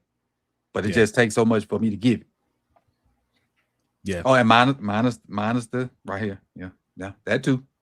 Yeah. That too. Well, yeah. But yeah, that's his own prerogative. That's And I don't know if he has those views, to be fair, right? He's went and visited. Like, he could be one of those people that's like, oh well, I'm gonna stay out of politics, but I respect the position. mm-hmm. And he can do that. He has wealth, and he doesn't. A lot of these policies don't necessarily affect him, so he can be in his own bubble and not really and kind of just check out of that, right? I wouldn't Kind of necessarily like say what he has. Saquon did this year. Yes. Yeah. Mm-hmm. He may not have those MAGA views, but he doesn't really just get involved in politics like that. Mm-hmm. It's still a bad look, but yeah. This is starting to be a good one. It's heating up. 13-17. Did you see that one hand catch JSN made? Yes. Can we get Lamar somebody like that, please? I know, right? We got him, but 8 years too late. Yeah. D-Hop. I know. I'd have taken him 4 years ago. Right. Devontae is what we thought D-Hop was going to be. Yeah. Devontae he's still lit. Yeah. He had about 13, 14 touchdowns this year? Mm-hmm. So that's gonna be one. That's my end all be all right there, money. Yeah, Pickens. Hey, I'll say this. We'll see what kind of ideas Jesse Minter brings. Just because he's a defensive-minded coach does not mean he's going to neglect the offense. Right? Brian Billick was an offensive coordinator for the Vikings, and he coached the greatest defense of all time. We had some of the worst offenses, ironically. But we had great defenses. Won Super Bowl with Trent Dilfer. Tony Banks to begin the season. Yes. But we've under Billick, we've always had top defenses and a string of defensive coordinators. Mm-hmm. Right? We went through a lot of defensive coaches in general. I think, and somebody put it in the chat earlier, it's like over 20 from 2000 to 2008, we lost like 20 different defensive coaches on the staff, and they were still a top defense. Yes, we had great players, but we also had a great system, and that was under an offensive coach. So just because Minter is a defensive guy does not mean he's going to neglect the offense. We got a defensive coach right here. And that offense looks explosive. Yeah. But to me, when I got better as a coach is when I took the time to learn what the defense was trying to do. Like up front, LBs, coverage, secondary. When I learned what they did on that side and how they thought, it made me better on the other side. Yeah. So you got to have some kind of, to be a good one, you got to have some general knowledge to know how the other side think or how it's supposed to work. Now, if they do something different, when that's where you make your adjustments. But if you understand the other side of the ball and how they normally think, you can better yourself on whatever side of the ball you are. It's symbiotic to me. Yep. Ivy Sands says again, I don't want a turnstile at OC. That's going to happen if you have success. But like me and Ryan and Hendo was talking about. Well, what if what about turnstile on defense? Yep. Either way it goes, it's going to be a turnstile. Yes. 100%. Unless you get a CEO coach like we had, and Todd stayed 3 years, and the defense coordinator, other than Mike, was here. Yeah, we definitely don't think none of us want a CEO coach no more. No, the only way you can get some stability is if you get a coach that's already been a head coach a couple of times, and he's pretty much settled into a coordinator position, right? Mm-hmm. You don't have too many of those around anymore, but that's the only way you're going to get some stability at coordinator. If you're a top team, your coordinators, even position coaches will get poached. Mm-hmm. Look at McVay. Yeah. I mean, we're talking about Shieldhouse now. Yeah. And that video about Shieldhouse, that's 3 head coaches in that video. Mm-hmm. Three younger head coaches at that. Yeah. So.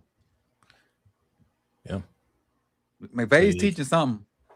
And he learned a lot from I saw an excellent video on McVay talking about how he changed his style from when they went to the Super Bowl back with Odell and them to what he do now. based off the adjustments that the NFL made to him. Excellent video. I had to sub to that dude right then. I was like, man, this some high level stuff right here. No, I'm lying. It was the Athletic. Oh, okay. It was Athletic.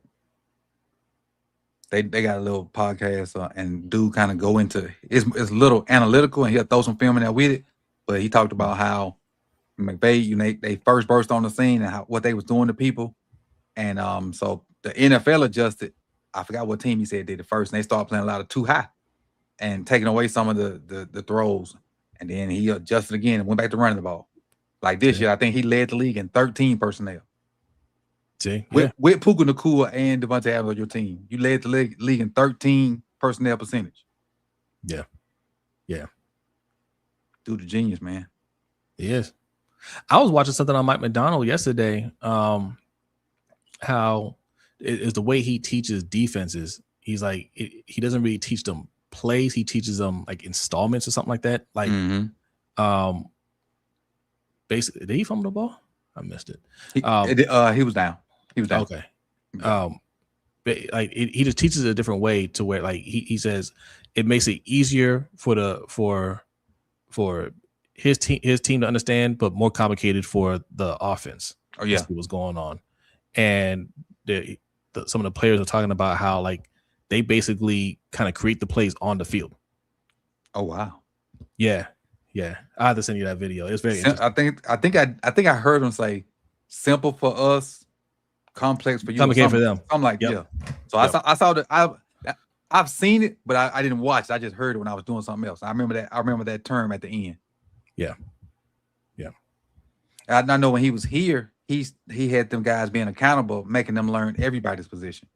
And that way you can play more positions and you know who to hold accountable for not being where they're supposed to be. Yeah. Because if you think about this little thing, when Mike was here and we did have defensive busts, you can see guys getting on each other. Well, under Zach, we had defensive busts, and then they be looking like, I don't know. That's the thing. Yes, and they vocalize that. That's the thing that kind of got me. It's just like you ask them after the game, they're like, "Yeah, we don't know what's going on." What? You don't know what happened? You know, it's week 13. You don't know what happened? I'm just here so I don't get fired. Yeah, that was crazy thing, man. And I wish Zach all the best, man. I think he still has the opportunity to be a good defensive coach, but it was a very rough start for him. He was not ready, and he just didn't have any real support over there. You just got to use this as a lesson, not a loss. Like you think about it, McDonald went to Michigan and he coached with both mentors, right? He coached under Jim Harbaugh. Like he had some good guidance right over there. And then when he came back over here, he was coaching with Denard Wilson. He was coaching with Weaver, like a lot of right. He did have good coaches with him. You're correct. Yeah. He had a lot of guys that knew that side of the ball. Because his first year he struggled, and then they got it turned around. When he left, everybody left, and Zach Orr was left with Dean Pease. New guy, right? Yeah, right. Yeah, think about that because when McDonald left, Weaver went to Miami, and Denard went to Tennessee. Yep, Titans. How ironic is that Denard's his DC now, but he was gonna run it back with Orr. That's what gets me mad about him, man. It's like you're gonna run it back with the same exact coaching staff, and really, I think that was like the last little straw for Steve Bisciotti. I think when he did his exit interview, when he was talking with EDC and Ozzy and Sashi Brown, and they're asking him, "Hey, so what are your plans for next season?" And he was like, "Running back, same thing. Everybody's coming back." I think that's when they're like, "All right, man, you don't get it." he not going to get it. Steve probably leaned over. Did he say what I think he said? Yeah. All I can think about after that meme is, as long as I don't curse him out, as long as I can say what I want. And Steve mind, that's what he said. He got to go. He got to go. I think, like he said, he had in his mind he was going to fire him, but he gave it a day to see if somebody could talk him out of it. Yeah, I think I think he knew from early on. I think when they went 1-5, he knew this is pretty much it, unless barring some miracle, that was pretty much it. But yes, I think he wanted to see did John Harbaugh, would he be able to self-evaluate enough to say, hey, you know what, I got to make some major changes here. Here's my plan. Maybe we can go run back another year. They could have helped Zoe by relieving him of his duties earlier. Yeah.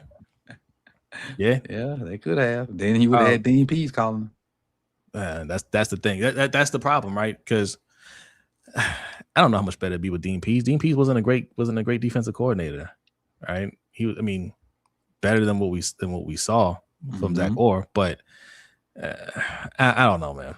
I don't know. Like that's part of the problem too. Like he doesn't have like a lot of like relevant friends now to call from. Right. You got, if you're a young coach, you got to get your experienced group around them. That's why I think Leslie Frazier out there with Mike is helping a boatload. Yes. The Leslie Frazier that went to the illustrious Alcorn State University right here. There you go. And before I moved to Florida, I worked at the high school he went to in Columbus, Mississippi. Okay. Well, and I didn't even know it. I had been there 2 years, and the NFL started sending gold balls out to the high schools of people that done played won Super Bowl. So, and I knew they did it, and I was when there was a gold ball. I said, "Who the hell playing Super Bowl here?" And when I saw Leslie Frazier, I was like, "What?" I did not know this. That's what's up. Did not know that. That's what's at the time he might have been a head coach when I figured that out. When was the last time he was a head coach? I'll look it up. In Buffalo, I believe. I think it was Buffalo. Let's see. Oh, good old Leslie Frazier.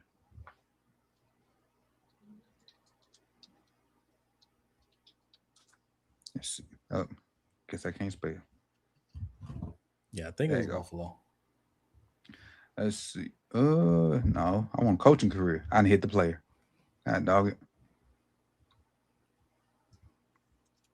Coach, there we go.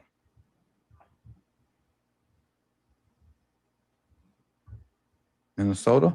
Only Minnesota? 2010, 2013? He was a head coach there? I thought he was a defensive coordinator over there. Let me see. Head coach at Minnesota. Head coach yeah. He was only head coach at Minnesota. He was a DC in Buffalo. Ah, that's what it was. He was a DC in Buffalo. So he was the head coach in Minnesota. Okay. Yep. Okay.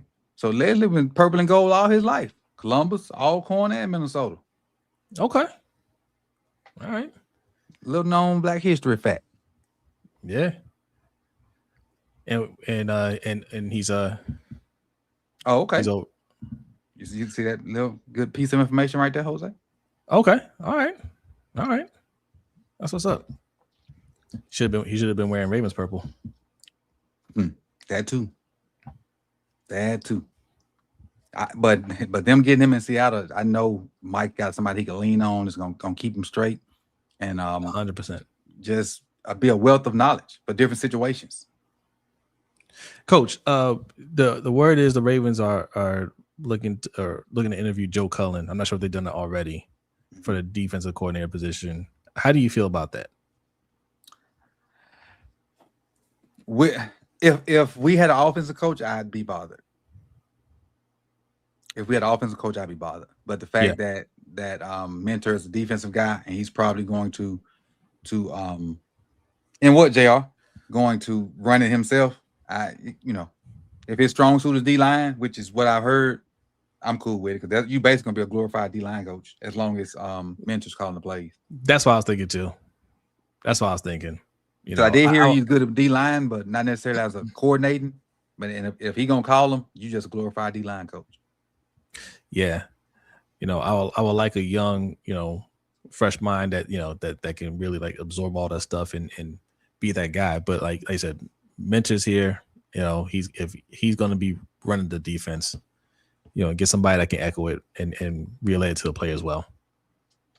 You just need a good communicator. Yes, in that position.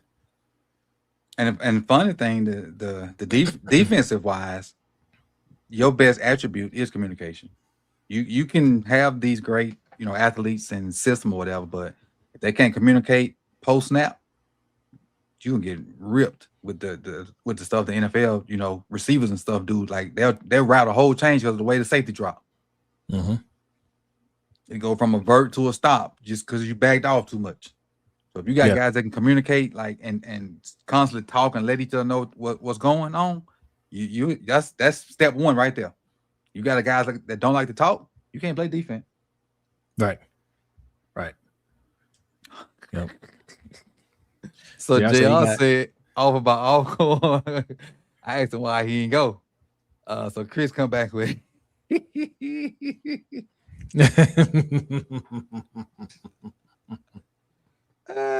y'all got us this year.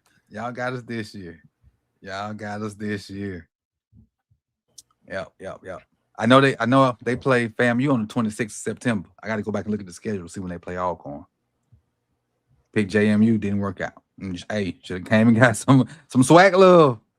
The air's even fresher down there. Should have came on. Would have changed your life. Coach, I got my first win as a coach my son's basketball league this Saturday. The one where you're supposed to be the assistant, but now you're the head. Yeah. Yo, it's funny because like some of the parents thought I was the head coach. I'm like, yo, like y'all been coming to all these practices, like she's the coach. Like no, I'm not no, she's the coach, right? But even she I try not to step on anybody's toes, right? Mm-hmm. So I always defer to her first. I don't speak first, right? But sometimes if I don't speak, like she's looking at me like say something, I'm like, okay, let me say something. So even with the lineup, like she's supposed to set the lineup. She did it last week, but this might be my fault. Like I changed up the lineup in the fourth quarter because she's like, okay, we're gonna put these people out. I was like, no. Let's scratch this out. This is the lineup here, whatever, right? So this week she was just kind of like, who do you want in there? So I was like, all right, this is what we'll do. But got our first win. This is our best, the best we played. Now this is your lineup. Yeah. It wasn't just that. Like they just played better. I knew it would take 2 to 3 games before we started to play better. Mind you, like this is a rec league basketball. This is 9 to 10 year olds, and the way they do it in this league is they try to make the teams as even as possible. Uh-huh. So every team has one really talented player, and if you're lucky, you got another couple solid ones, and then the rest of them never played basketball before. So I got 9 kids. Out of those 9 kids, 4 know how to dribble. You know what I'm saying? Literally, I have some kids on my team. I tell them, if you get the ball, if you get the rebound, freeze, don't move. We'll work that part out later. And I also tell them it's elbows wide. Yeah. And I also tell them too, because I want them to have fun. I want everybody to score. There's 2 kids on the team that haven't scored a point yet. So I'm trying. I said, look, I don't care what's going on. If the ball's in your hand, shoot the ball. Shoot it. I don't care where you're at. Shoot the ball, right? Because I want them to score. Mm-hmm. And I get hyped when they score. But they had a lot of fun this week. And they got their first win. Winning is fun. Yeah. Winning is fun. And Jacob, hey, listen, Jacob, he's that kid. He turned it on. Yes. All the things that we worked on, he did in this game. He even backed this dude down, did a little turnaround fadeaway on him. Yo, and like some of the parents look at me like, yo, I didn't know he could do that. Like he can do it. I was like, he ain't hit him with the Jordan Rock back, did he? He did a little back him down. He backed him down. Mm-hmm. And I've been trying to tell him because he's a bigger kid. I was like, if you drive to the basket, they're not gonna want to get in your way. No kid in this league want to take a charge. You know what I'm saying? they playing like Falele. Yeah, right this way, sir. I was like, you coaching like Hars? Yeah, you getting everybody a chance? I am. Yes, I am. You know, I'm not even worried about the score right now. I'm just like, look, I want everybody. I figure everybody gets a bucket, their confidence will go up. You know, I was like giving them. And Dave you want to keep Chappelle them in the playing. game. You want to keep them a reason to keep playing. Oh, 100%, 100%. 100%. At this age, the goal is just to have fun. So I just want them going out there. If we win, cool. I just tell Jacob's more advanced. He's a little more advanced. I just tell him don't play down to anybody's level. Like play your game. Right. Take over. But yeah, the goal is just to have fun. So and the thing about taking over is, and this is the crazy way sports work. If you take over and we win, everything's probably cool. Yeah. You take over and we lose, damn ball hawk. Well, he knows to get players involved, right? And the way that it works, like he doesn't play the whole game. Like every 4 minutes, it's 8-minute quarters. Every 4 minutes, we sub out players. Okay. So he doesn't play the whole game. I try to mix the talent in both groups. Yes. So I have 3 strong players on the team. We start out the game with them, and then I make sure we finish with them. Usually in the fourth quarter, I have it is Jacob goes in there at the beginning, and then he stays on there for the whole 8 minutes in the fourth quarter. I have the other 2 start on the bench in the fourth quarter, and then at 4 minutes they come in, so the 3 of them can be on the court to close out strong. Got it. That's what it is. It's not about who started; it's about who finished anyway. Yeah. I'd much rather be in the game the last 2 minutes than the first 2. Yeah. Do we have any crazy parents there? No, not in this league. There's 1 or 2 that get a little overzealous. There was one. It was a couple years ago. I had I stood up one time. I was like, "Yo, we gonna have a problem, bro?" Because like he was mad that they were trying to foul Jacob, right? Because Jacob was big. He was the biggest kid in that league that year. And the strategy was to just get physical with them. And Jacob didn't care. Jacob was like, okay, whatever. But like he getting physical back, and the father was getting mad, like, yo, you're not calling fouls on him, yo. You just keep pushing people around. I'm like, your son's bear hugging my son. Right. And like he was like cursing at the refs. I stood up, I was like, hey, bro, we good? And then he kind of looked at me like, yeah, we good. You know what I'm saying? Like, don't. Wow. It's not that serious. Wow. This is not one of those leagues to where you have to start hooping and hollering yet. Like you're supposed to sit back and just laugh at it and have fun. You know what I'm saying? Sit back and enjoy them not harassing you for an hour. Yes. Yes. That's what kind of league it is. It's competitive, but it's light competition, And they set the tone by spreading the talent out, like you said. Yep. With y'all probably got a little draft or something, right? Don't it? They had a draft. I signed up to be a coach, assistant coach I wanted to coach with this one person because his son and my son are good friends. They live around the corner from me, and they played together last year. It wasn't a problem, but this year when they did the evaluations, they both scored really high. Like Jacob ranked, it's like 90 some kids in the league. He ranked like 7th or 8th. Okay, right. So they're like, hey, both of y'all both of them are first round picks, so they can't play on the same team. Right. So since we can't play on the same team, I had to go coach with somebody else. Gotcha. And that's what the situation you in now. Yeah. Is that how many games y'all played? We played 3, so we're 1 and 2. Okay. And they probably was about to lose their mind. Was it a blowout or was it close? Yeah, we won 24-12. Oh, yeah. Jacob had 12 points.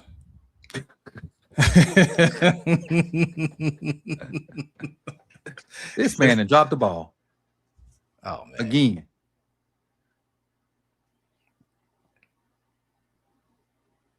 This man had dropped the ball. Who was that? Xavier Smith from FAMU. That one ref looks like Greg Olson. Oh, he fell. He fell.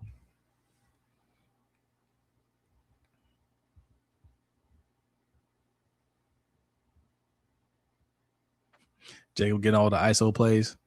No. They not. No. I'm trying to get.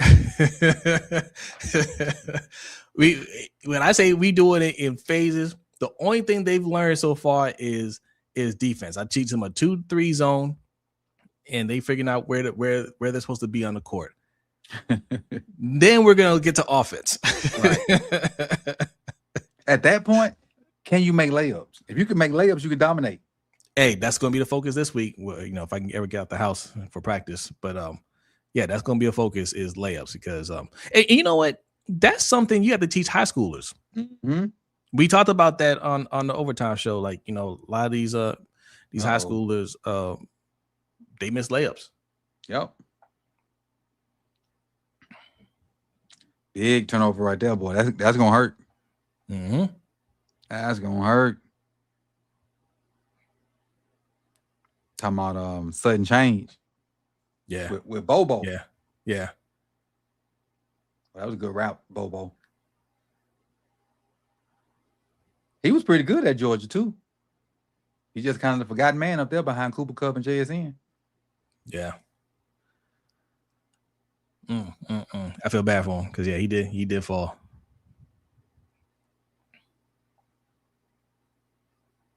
You got your work cut out for you now, McVay. Yeah, he'd have been better off not trying to catch it. Like if he fell back, he should just try to roll out the way or something. Yeah.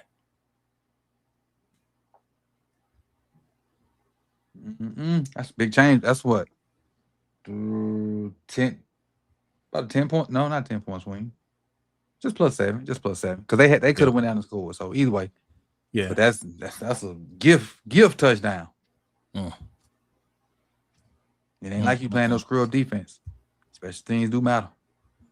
Yeah. As much as we have a special team coach ain't do nothing, but I don't think ours matters too much. That's why when I saw that thing about Chris Horton going to Giants, I'm like, cool, peace. Yeah. Need a ride? That's fine. Need a ride. Get him up out of here. Anytime the other team for the most part starting at the 40, and you for the most part starting at the 22 or less, something's the problem. Yeah. I think the best kickoff return team he threw out there was when he had Ricard as the lead blocker and we had one deep returner. Yeah. Because with them lit guys we put out there, whichever one don't get the ball ain't blocking nobody. Keaton wasn't going to block nobody. Rasheed wasn't going to block nobody. Wester definitely wasn't going to block nobody, but he tried the hardest. Yeah. Carmen said, facts, I don't know why we were holding on for Horton. Just to have some people on the staff to for Mentor to look at and evaluate and decide if he wanted to keep him or not. Mm-hmm. And in the long run, it did end up hurting him because he got an extra title there with the Giants. Yep, associate head coach or something like that. Yeah, that's fine. Like I said, I'm curious to see what kind of staff he puts together. I mean, he's interviewing Joe Cullen. We may not end up with him. We haven't heard anything about the offense. I'm really curious to see what the offense staff looks like. Not just the coordinators. Like I want to see what the position coaches look like as well. Mm-hmm. What's up, Frieza? Okay, Dragon Ball Z. I'm kind of glad we don't have Horton anymore. Yeah, I mean, it's fine. I told him the first time he popped up, that's the Frieza I remember. Yeah. Me too. Back from way when I think I might have still been like in high school when Dragon Ball first came out.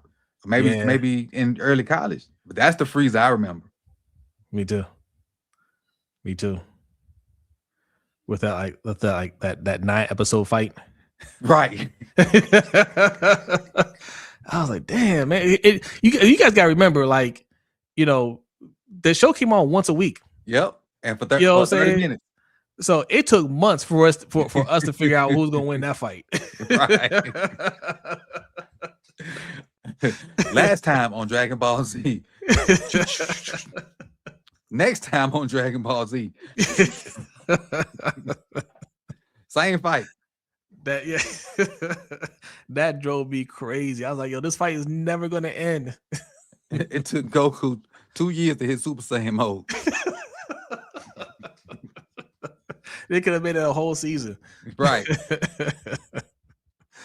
And honestly, that's the only anime I've ever watched.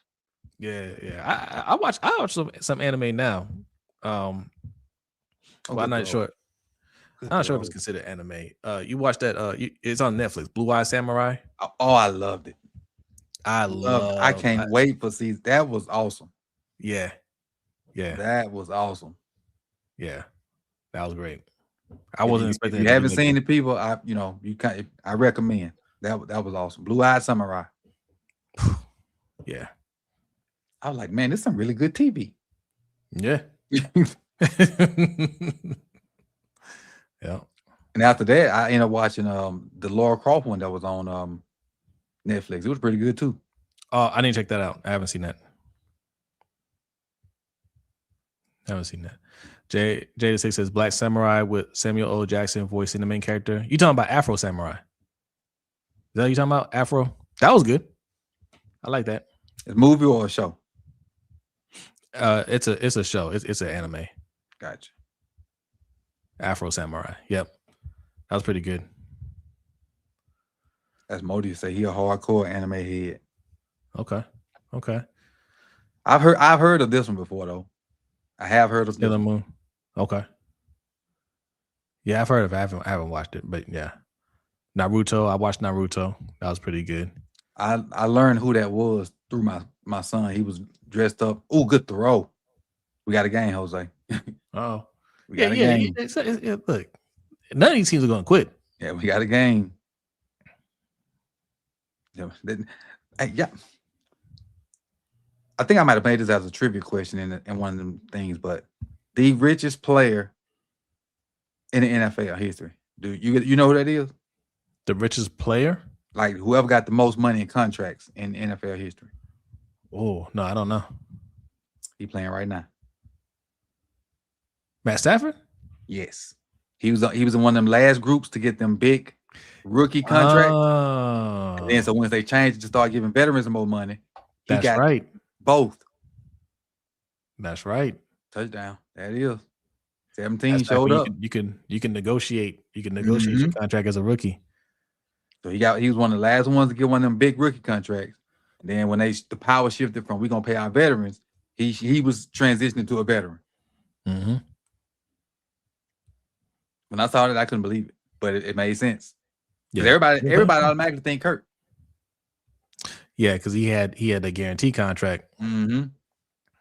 But Kirk was like a third, fourth round pick, something like that. I think fifth or sixth, because he was the same draft as RG3.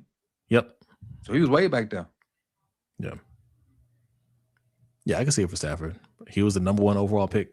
Mm-hmm. And he's had some good years, regular season years, in Detroit. Because like a lot of kids don't even know who Megatron is. And you got to realize Stafford was throwing the Megatron. Megatron was every DB's nightmare. What? I've never seen the respect when they just line 2 dudes up right in front of him. Listen, how tall is he? Like 6'5", 6'5", 6'5", a solid 200 plus pounds, like just a giant of a dude. And at his combine, he wasn't planning on running the 40. Then changed his mind. He didn't bring any equipment. He borrowed somebody's shoes and ran a 4.3 40. Mm-hmm. Just he's like, you know, F it. Let me go run this. Let me get your shoes real quick. And ran a 4.3 40. And he was every bit that fast on the field. And was a wing T receiver at Georgia Tech. Yes. Yeah. He was a wing T receiver at Georgia Tech. Joker probably had 2 catches a month. Yeah. That's right. Yep. That triple option. The reason that hurts me so bad because in high school I was a wing T receiver.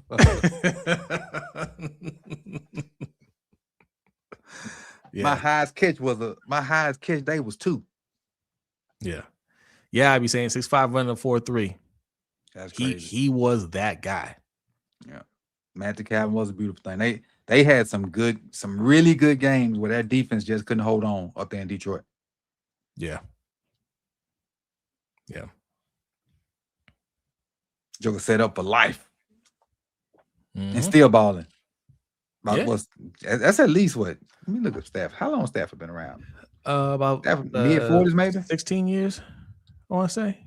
He did 12 years or maybe 2009 15. to now. Yeah. Yeah. 2009 to now. That's 15, pretty good. 15, 16 years. Yeah. Yep. And they had Ndamukong Suh. Sure did. Look. Sure did. They had everything they needed to win a Super Bowl. Because one year they were top 5 offense and top 5 defense. Was Bush with that team? One of the teams, I think he was on there. Who drafted Reggie? New Orleans drafted Reggie, didn't it? Yeah. Okay. Yeah. But that's why, like the knock on Lamar, I don't listen to any of that stuff. Matt Stafford didn't win his first playoff game until he left Detroit. 12 straight years without winning a playoff game. Went to the Rams, won a Super Bowl. Mm-hmm. Sure did. Like sometimes changing scenery does it. Yeah, and just you gotta get that, and different coaches, right situation. No, it ain't over for Lamar. Lamar's going to have plenty of opportunities as long as the organization does the right thing. And honestly, with Lamar getting better as an arm talent, he can play to mid late 30s if he want to. Absolutely. Because as his legs, take away, he'll still be he'll be just as mobile he'll be even more mobile at 37 than Matt is right now. Yes. 100%. His arm will just consistently get better, layering throws, getting out on time. If he wanted to do, that long. Yeah, if they actually built a system around him and they got him some talent and he just leaned more into the passing, that will make him more dangerous as a runner. You've been saying that for forever, Coach. Like if you let him just run on off scripted plays, that will hurt the defense even more because you can't really plan for that. It's supposed to be a pass and then he ends up running like you're not in the right formation for that. Because you automatically make the defense have to work on zone read that day, even if you're not working on it because of who he is. Yeah. So that's time away from something else that you plan on doing. Mm-hmm. And you never have to practice that because of what he is naturally. Yeah. Yeah. I think old Uncle Momentum with the Rams right now, even though they still down. Yeah. Yeah. It's a good game. Yeah, Jay. They had yeah. Oh, go ahead. I don't think that game earlier would have been even better with Bo Nix in there, with the way that weather happened. Oh yeah. It'll look just like that. Calvin Johnson, Prime, Cooper Kupp, Devontae Adams, Puka Nacua, Golden Tate, Marvin Jones. Yes, Matt Stafford is always had some. Cooper, we say Cooper Kupp. Yeah, oh, yeah, Cooper Kupp. Mm-hmm. He's always been surrounded with talent. Mm-hmm. Some great ones too, boy. Some great ones. When Golden Tate was there, Golden Tate was the guy too. Yeah. See, out of Golden Tate was a little different though. Yeah. Yeah. He was their glue guy on offense. They tough guy. Mm-hmm. Yeah, the rich stay rich. That's a fact. Boom. Sam Darnold been blessed with some talent around him too. Yeah. Once he got out of New York. Yeah. Yep. Once he got out of New York. Because what he got right now with JSN, boy. Oh my God. Just get Lamar somebody. Just one time. Right. In their prime. With it. Add GP Coach, to that room and you good. Coach, what do you think about this? Me and B have been talking about this, right? We want, before the draft even comes up, I want the Ravens to address their guard positions, right? So that's not even an issue going into the draft. Talking in free agency? Yep, in free agency. Going into the draft, I would still like them to get a tackle, so we could start to replace Ronnie Stanley at some point. Doesn't have to be first round, but somebody that you can really look at and say he can take over. But and I know D line is still an issue too. We need a nose tackle, right? But if Jemiah Love is still on the board, I say take him from Notre Dame. Yeah. Because yes, Derrick Henry looks like he can run for 1,500 yards another 3 seasons. He looks like he's not slowing down anytime soon. But we're supposed to be that run team, that run heavy team. When he goes off the field and Jemiah Love comes on the field, that's what makes defenses break down and cry right there. Like, bro, we just had to tackle. We just had to try to tackle Derrick Henry. He's off the field now. Jemiah Love coming on the field. What are we gonna do with that? Ooh, and running backs normally don't go high, but I think he's going high. Yeah, I think so. That's.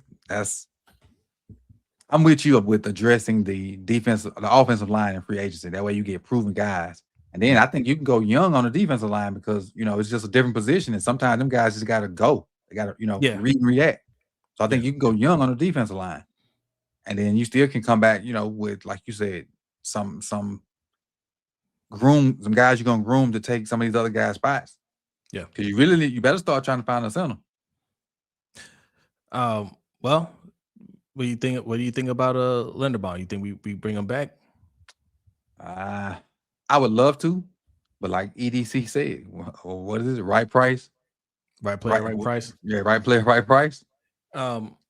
We would have to. Yeah, Zay can get 24 or something, or 28 this year or something like that. Yeah, probably.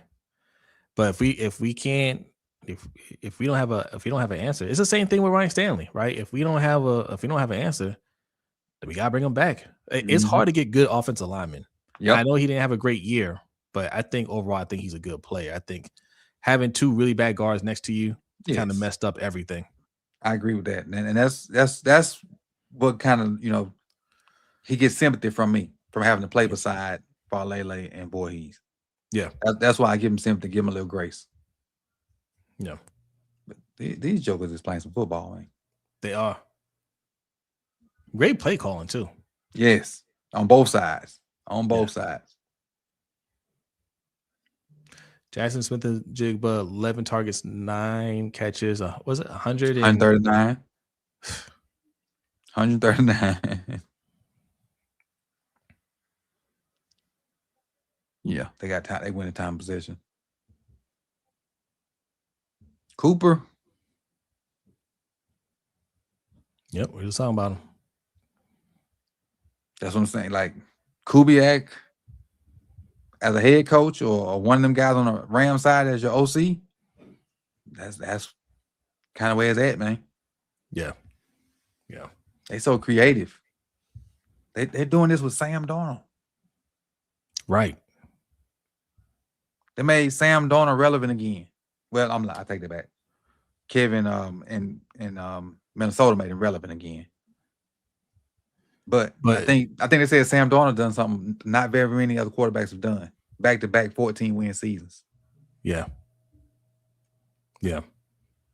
And Sam Darnold, he's known for having those mental breakdowns in these big moments. Yeah. Ain't Sam Darnold the seeing ghost dude? Yes. Yes.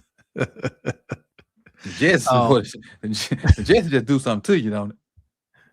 Yeah, it does. It does. That's not a good organization. Let's see what Kwame said. And Kwame says when Garrett Wilson said Jackson Smith and Jigba was the best out of their OSU class, he wasn't lying. True that. Yeah. True that. Yeah. You know what the scary thing is about the Seahawks? Sam Darnold is just a stopgap. Yeah. I know he on the bench. I know who on the bench. I know exactly who they got in the bullpen. They doing the right thing. They wait. They like, hey, we don't need a rush to get him out there. We can develop him just like they did, like they do in Green Bay, right? We can bench him for 2 or 3 years, and then he'll be ready. They slow cooking him. I know exactly who out there. That's why I got him in our fantasy league. Yeah, I know exactly who they cooking up. Yep. I honestly thought he would get some burn this year.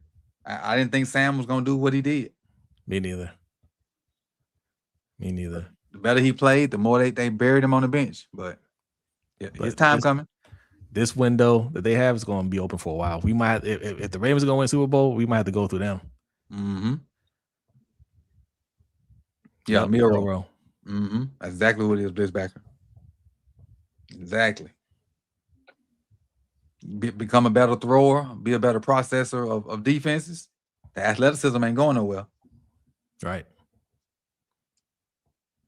It ain't going no. And in that system, in the system that they running, your legs ain't they just extra. Yeah. They just extra. That's why I say if Lamar ever getting something like this, it could be really dangerous. Oh yeah. But I love what they're doing with him, man. Like the good teams figure that out. You have a young raw talent where you can just let him sit for a couple years and he doesn't have to worry. There's no pressure. Like you're not losing your job or anything like that. Like you're not going to cut you. Like you're on the team, but like we have a plan for you. They always benefit from that. They always benefit. A-Rod behind Brent Favre, Jordan Love behind A-Rod. Yep. Steve Young behind Montana. Mm-hmm. Yep. Pat Mahomes behind Alex Smith. Alex Smith, yep. Alex Smith. And that's why guys that it's not their responsibility, but the older guys that mentor the young bucks, they different kind of dudes. Yeah. They know them people kind of they're brought there to take their jobs. Yeah. Alex Smith was a perfect situation because it was understood, right? Like Alex Smith was trying to get his career back on track from when he played in Washington. Mm-hmm. And it was understood when he brought him in, like, hey, you're here just to kind of be the stopgap between, when now and when Mahomes is ready. And he was fully on board with it. He was all there to be that mentor for Mahomes, and also, to give himself an opportunity to catch on somewhere else. Mm-hmm. It was just a perfect situation for everybody. Worked out for everybody. Yeah. What, 2-3 Super Bowls later? Yeah. Yeah. Mm-hmm. I can't imagine how the Chiefs fans feel right now. Ooh. This is what NFC. This was what championship weekend football should look like. Yeah. This is what not what we saw earlier today. Yeah. Yeah.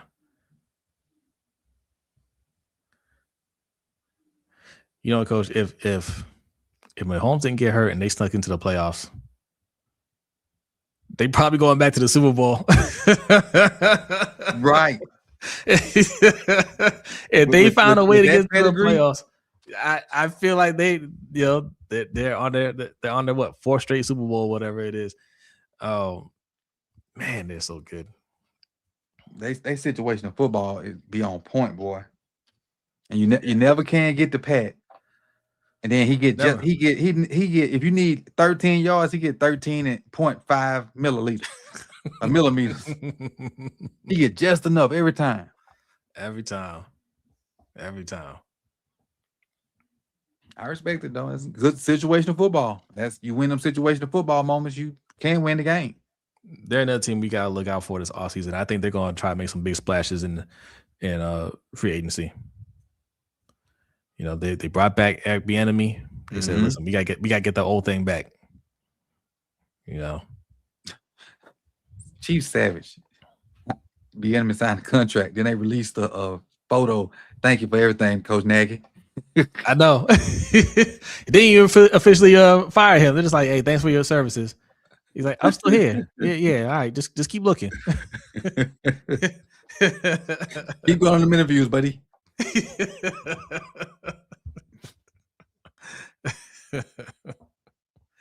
That's one of those things, man. Like that vindicates Eric Bieniemy a little bit. I know, he got a bad rap, for how he coached, but listen, they ain't bring him back for nothing. Right. Accountability matters. It matters. It matters. Jokers hold you accountable. You do better. Yep. They let you get away with it.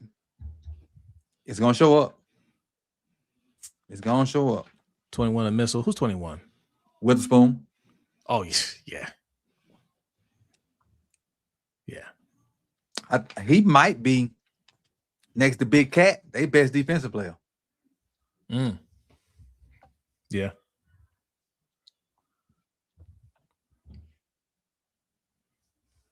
You saw the commercial for the new Mario movie? Yeah. I gotta go see that. Yeah, I gotta take my son to see that. He's gonna want to see that. Gotta go see that. I want to see that Christopher The Nolan first one too. was so funny. I didn't see it. Yeah, it is so funny. I will check it out. What was the other one you just said? That Christopher Nolan movie, The Odyssey. Oh, the Odyssey. Yeah. Yeah, I want to see that. We watched The Rip on Netflix. It was alright. Yeah. You saw it? Yeah, I saw it the other day. It was alright. Yeah, it's one of those we want to be smarter than everybody type of thing. It's like, all right, man, you could have dumbed it down a little bit.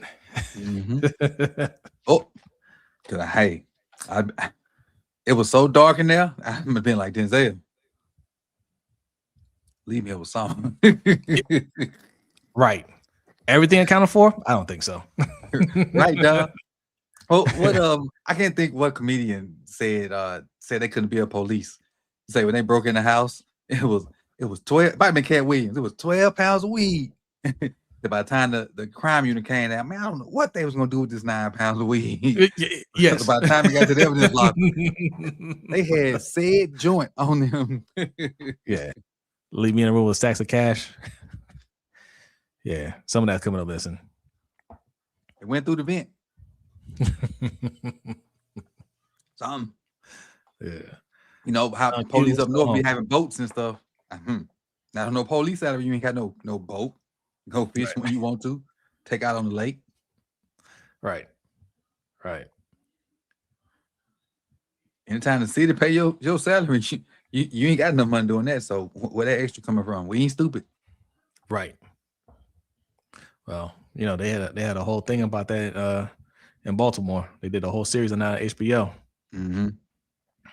You know, we own this city. That's a great. That was good. Yep. That was Berthenthal was in that, wasn't it? Yep. Mm-hmm. That's about the gun trace task force out here, which everybody knew about. You know, extremely dirty. they're literally like stealing drugs in drugs. Atlanta. Yes.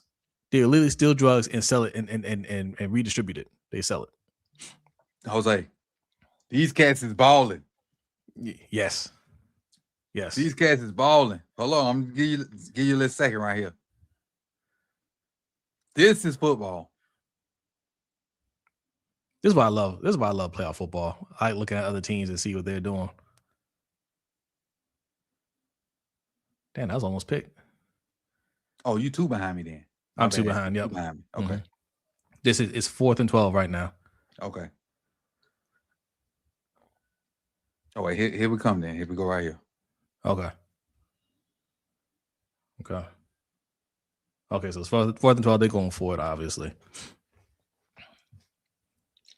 But look, man, look. What do they call here? Unsportsmanlike?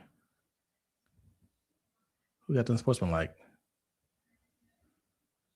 Tyreek Willis. Ooh.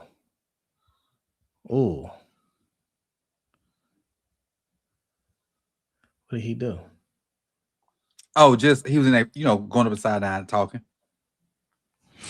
Man, you can't do that. Can't do that. Yapping.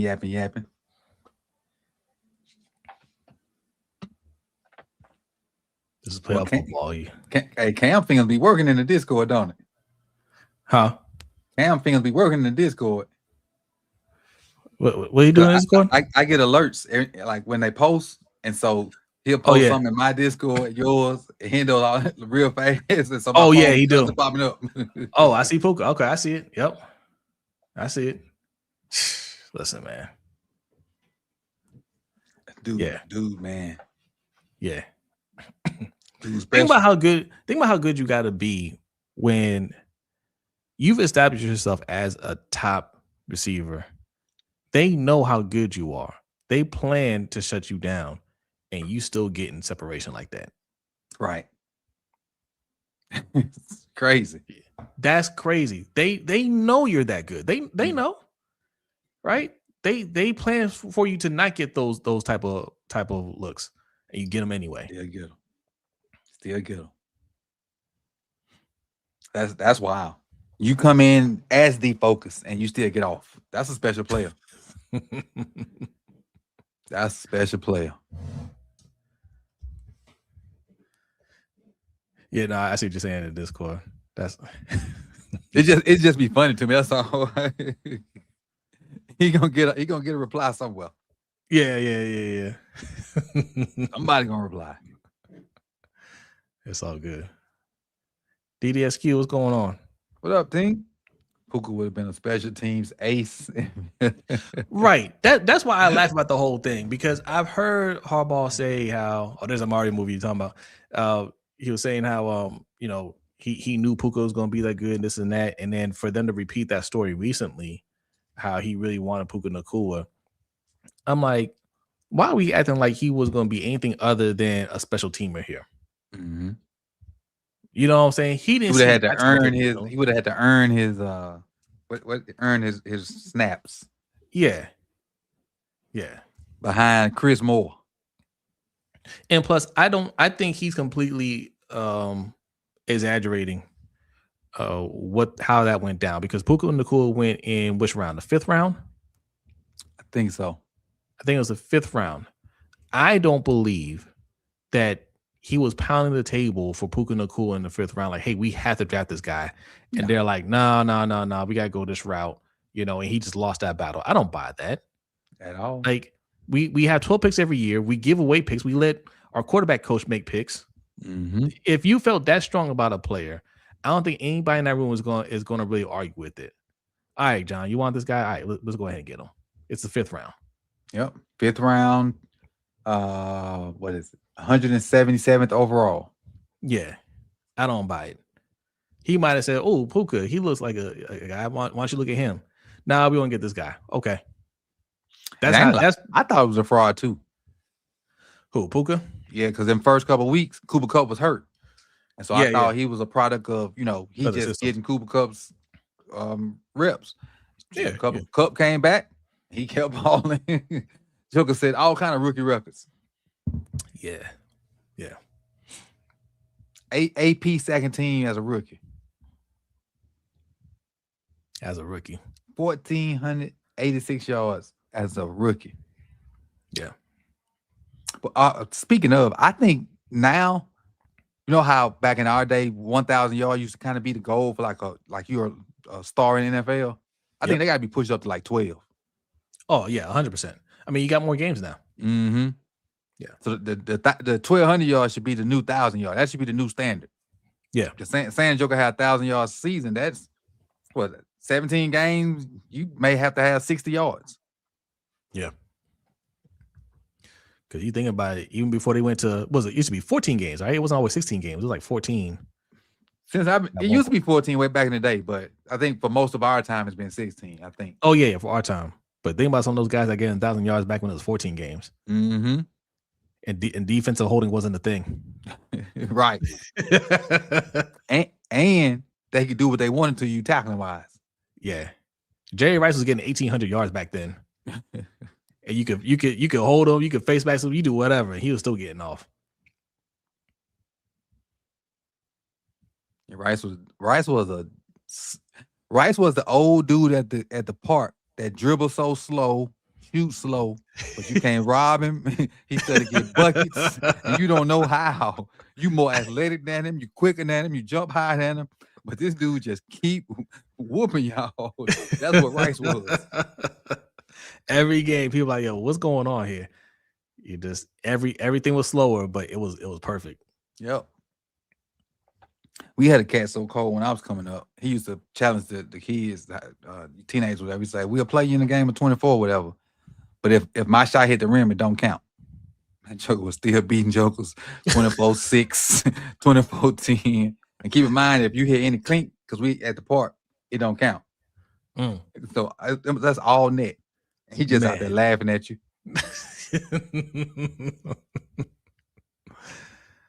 Man, called him old rat. Yo, basketball has so many levels to it, man. You can be great on so many levels. You know, like Rafe. Rafe had a whole nother career. NBA was second. Yeah, Skip to Malou. Yep. You could be a local legend, a street legend, high school legend, college legend. There's so many different levels to it. And wherever you go, it's gonna always be respect. Always. Yep. What up, Clyde? Boys is playing. Clyde in the building. What up, Clyde? What's good? What's good? What's good? I got it first. I knew this game was gonna be good. That's why I wanted to do the live stream on it. Yeah. Just felt it. Yep. And it's like I said earlier, the sad thing is, had Bo Nix played, that game probably still would have been trash wash. I'll say that last interception that Stidham threw, that was a bad pass. And I think the fumble was a bad call. Yeah. Oh, and the push that New England did not get. Yeah. Because that would have been a turnover on downs. While the temperature was, while the weather was still good. It's still good. Still good enough. They didn't get an inch on that push. Yep. DDSQ said JUCO legend, rec league legend. Yeah. Oh, Clyde, like you about to win, Clyde. Clyde probably playing them squares. He got 7-1. Okay. There you go. You just won. Cashed out, Clyde. You got 7-1. Cash out. I know exactly what he playing. Got them squares. We used to be hard on them back home, boy. Who got the squares this week? You got to go to the little place and play, and then you kind of watch the game there. So it turned into a little party. Wait, so how do squares work? So you get, I forget the number straight across, and then you some people, you put your name in the square is blank. Okay. So you got the grid, and you just put your name in a spot where you want it to be, and each square costs a certain amount. Okay. So once the square is full, some people, they'll get a witness and like flip cards, and then they'll line the box up 1, 2, 3, or however it come out like that. It ain't always 1 through 9. It's however it come out if you do cards or whatever. Then you got to grid across and grid the top. And so if you finish like one of your numbers in the quarter, you win. Okay. Like he got a 7-1, he won. Okay. Because the second number was 7 and the other number was 1 for the other. Okay. Yeah, I see. And I think you get it by quarters. So if you win, a surprise come out each quarter. So you get somebody win at the end of the first, end of the second, end of the third, end of the fourth. But like let's say you get 0-0. In the first quarter is 10-10. You win. Say at halftime is 20-10. You win again. At the end of the game is 30-20. You don't won the whole thing. Okay. So all right. It's fun, but some people come in there buy. Say the square is $5, they'll come and spend $50 on squares, if not more. Maybe spend a whole $100. And all they're doing is, if they doing it like that, just winning their money back. Yeah, it's a cycle. But it's fun. It's fun, especially if people don't take it like super serious. I know a lot of people do it for Super Bowl time. Like if they're gonna have a Super Bowl party, they'll like put in $1 or whatever and pick squares. Okay. Yeah, I do something like that. I'm not a big gambler, but there's a couple of dollars here and there.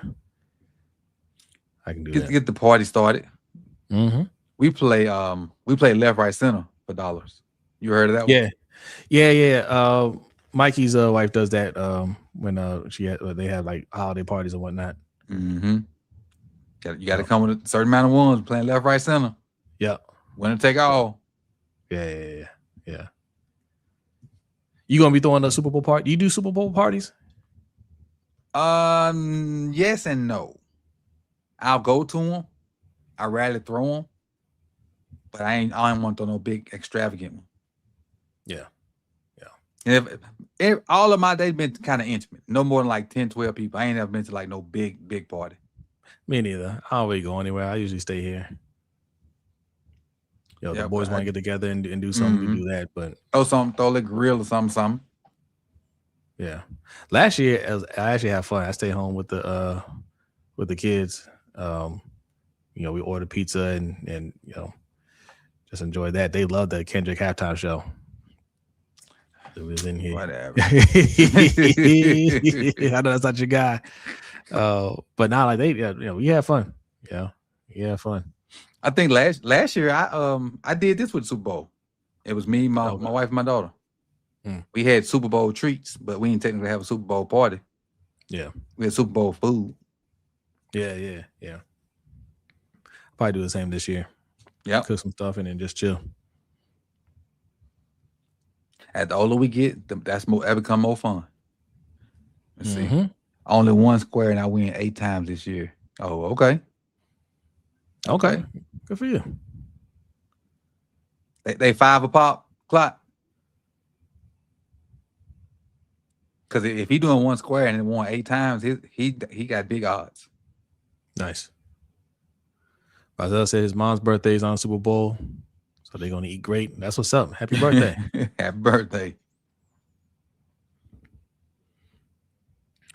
I do think, based off what I'm seeing, whoever win this game might win it. Yeah, I think so. I don't think the Patriots had a nice little route to the Super Bowl.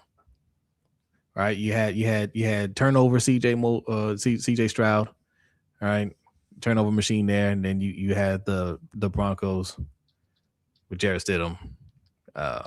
It was a nice little road to get there. But either one of these teams, they ready for you. Yep. I don't know what Jared Verse just did. Jared Verse was like he was Shakari Richardson back there. Ball ain't even Snapchat. He was almost touching the quarterback before they threw the flag. That's how early a start he got.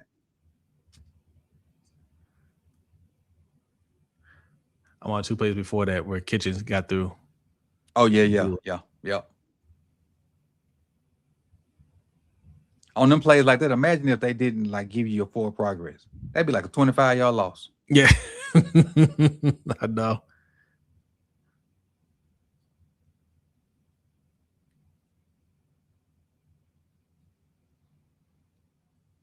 Ooh. Big play to Kobe. Big play, Durant. See that energy that McVay has? We'll get to it in a minute, but like he coming off the sideline, dapping them up and stuff. That stuff matter to these young cats. They do. That matter. Rather than a little church clap. Good job, guys. Good job, guys. That energy matter. It's infectious. Yeah, no, 100%. 100%. We just didn't have that at all, right? Like total disconnect. You got like the problem with Harbaugh is Harbaugh didn't have he doesn't have any of that stuff. Like he doesn't have that. He's not the high energy guy, but he's not X's and O's guy either, right? If you're executing well and you have people on your staff that will do that stuff with you, you can kind of just sit back and be that guy, right? But he didn't have any of it, and the talent started to run dry, and he got exposed a little bit. Mm-hmm. Yep, there was some of those picks, those draft picks or free agent things didn't work out. So now you got a coach. You ain't got a coach on the field, so to speak. You got a bunch of young guys now. You've always had a veteran team with some kind of veteran voice to lead. Now you got to lead, and just didn't work out right. No. That's why it's not going to work in New York, because you're bringing back the same staff. You got to bring guys in there that can really. Monk is going with them, right? It hasn't been said yet. Monk is still for the Cleveland job. Ah, okay. Monk is still for the Cleveland job. Monkey might be he might be that just by default. I don't think anybody's going to take the job.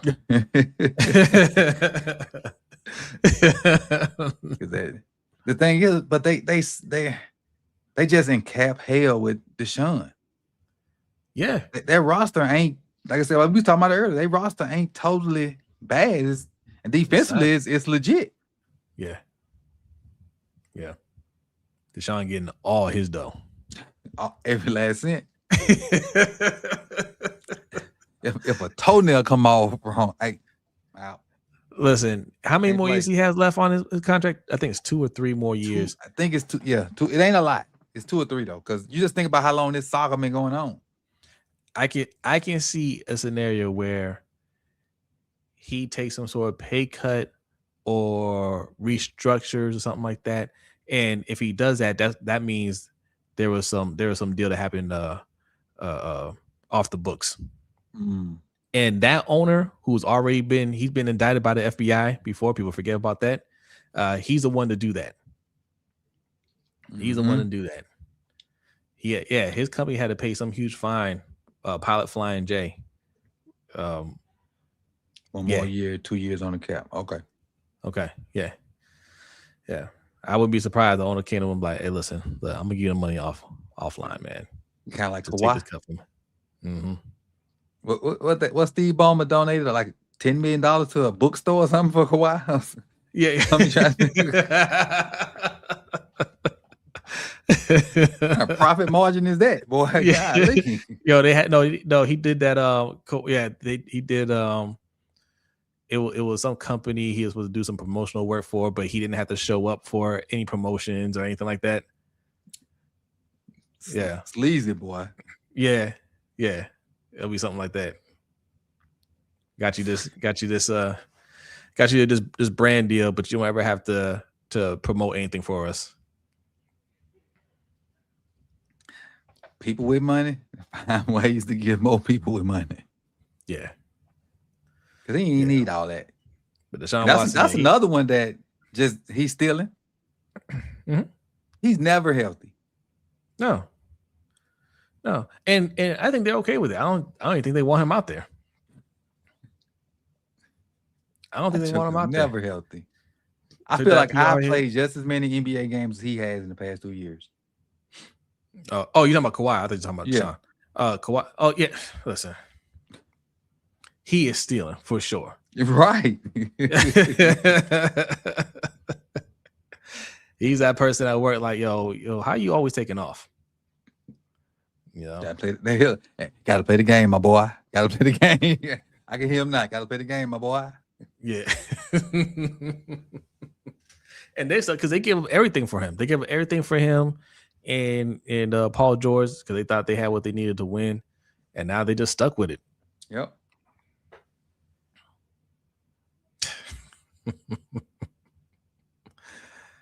Boy, Sheer House out there getting busy.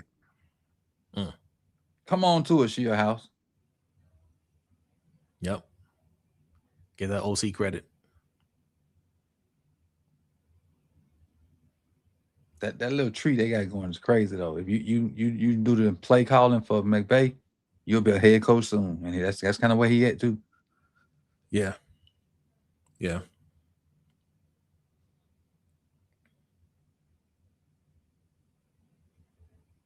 Who's their defensive coordinator?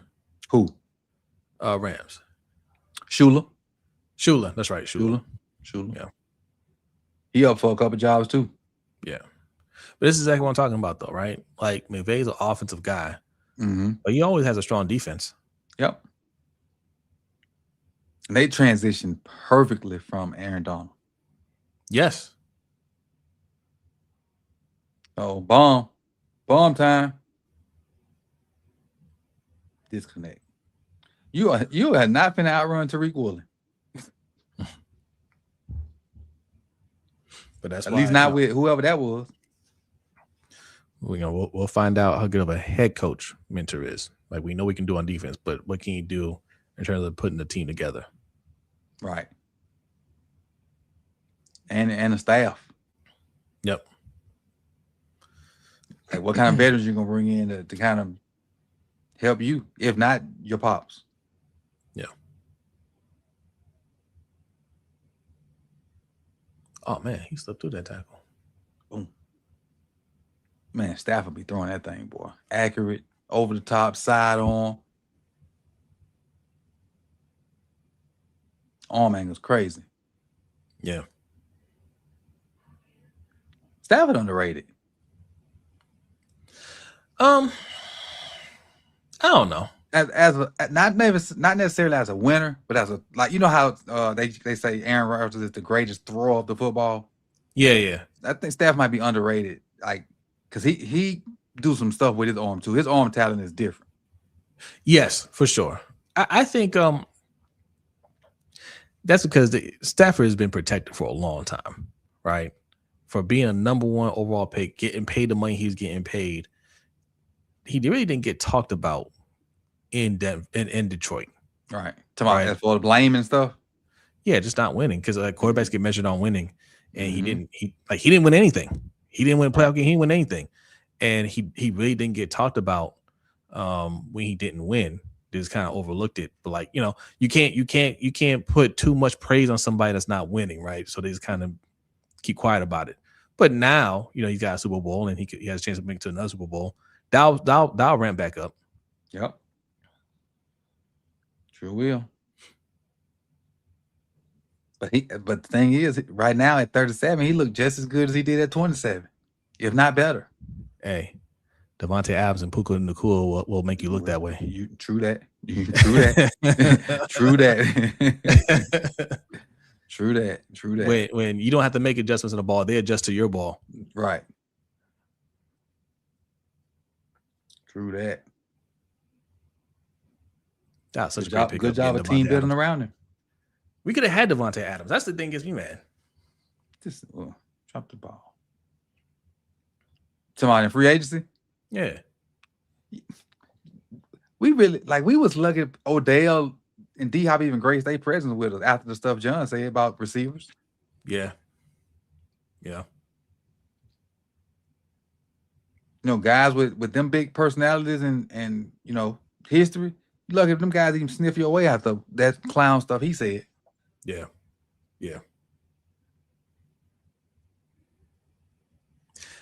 Nah, it was beyond time for him to go. We needed to get them all out the building.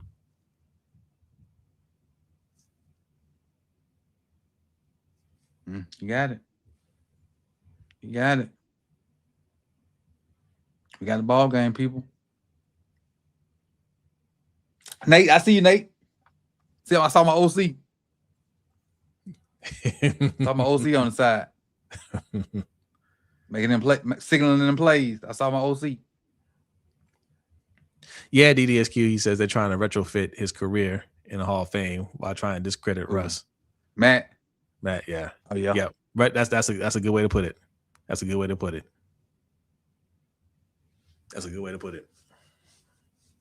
Because when Matt wasn't doing nothing, Russ was winning. Yep. If Matt Stafford didn't have to win a Super Bowl to be considered Hall. If he didn't win anything, they just they talk about him like Dan Marino. Yeah. Talking about because I don't think nobody thinks Dan is not top 5. Right. But according to today's standards, what did he win? Mm-hmm. Yeah. Because I know a lot of young folks in this chat, but Dan was a cheat code, boy. He had 3 good receivers too. Dan was a cheat code. Listen, back then when throwing for 3,000 yards was good, he was throwing for 5,000. Yep. Jokers barely getting to 3,000. Was it Duper, Clayton, and Ingram? Yeah. Super duper. Yep. They used to get it, boy. They was the greatest show on turf before it was the greatest show on turf. Yeah. Matt Stafford getting his Lamar Jackson on. 18 times slower though. 18 times. That's what slower. I'm saying. That's what we're talking about. If when Lamar gets older, he might lose a step, but he can still on these off scripted plays. Mm-hmm. When he run, defenses still won't be able to adjust to that. This game's good, man. This made up for that snooze fest earlier. Yeah. Is that Puka Nuka again? Yep.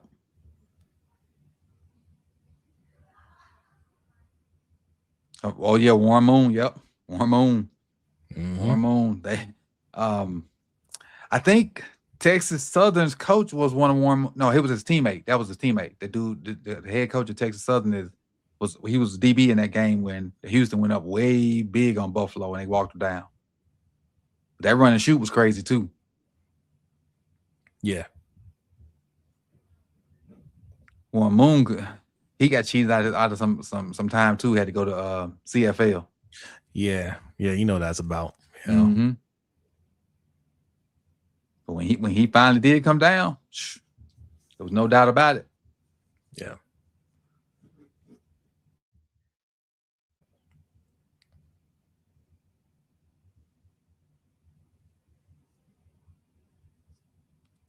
So the new Bills new stadium, with it still being open, how you feel about that?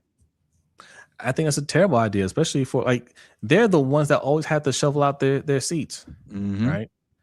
I just don't think like the price of tickets now and like the cost of everything now. That's not. I just don't think it's a good look that you had to go out there and have that bad experience. Like Bills fans now, like because it's tradition for them to do stuff like that, and the team is winning. They're cool with it, but let them start losing, right? You want to go out there, you still having fun going out there, shoveling out your seat, sitting out there in freezing cold. Nah, man, it's uncomfortable. Like you should have comfortable watching the games live. Right. That for me, that's crazy. Because if you out there and it start, that's one thing, but but it's snowed forever. If it's 50 degrees outside, I'm not going to the game. I'm not going. Any little breeze I can get a little chill. Nope, I'll watch from home. I'm good. But snowing like that, no. Situational defense showed up. Situational D. Football about situational football. Mentor brings to this team, man. You don't have to be a great D. You just got to be opportunistic. Yeah. Got to be opportunistic. And then when they do turn over, make Osmodia said you warm up considerably after drinking. I don't drink though. That's the thing. But this is 100% fact. But it could be hot chocolate. Yeah, that's true. It could be hot chocolate. It could be hot chocolate. Yeah. I'm with Asmodeus. Mine won't be hot chocolate. If I go to, and the thing is, if I go to the game and I know it's cold, it's not gonna be beer either. So that's gonna make you colder.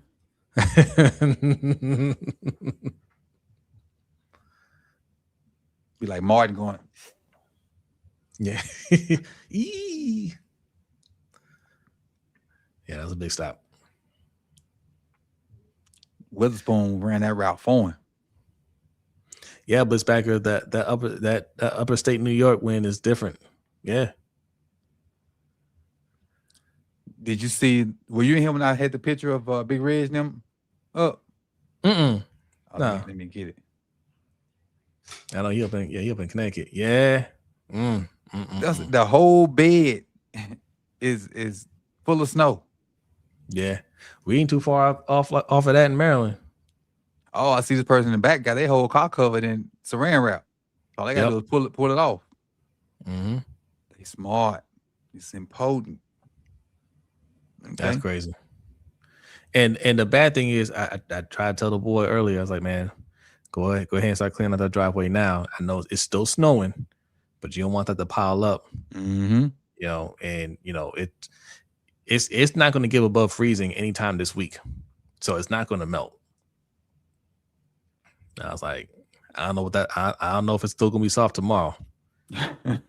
Bliss back is that joint cut. cut all through his layers. Yeah. Fell naked out there. Yeah. Yeah, I sat in the rain. My first Ravens game, I sat in the rain. I sat in the rain. Yeah.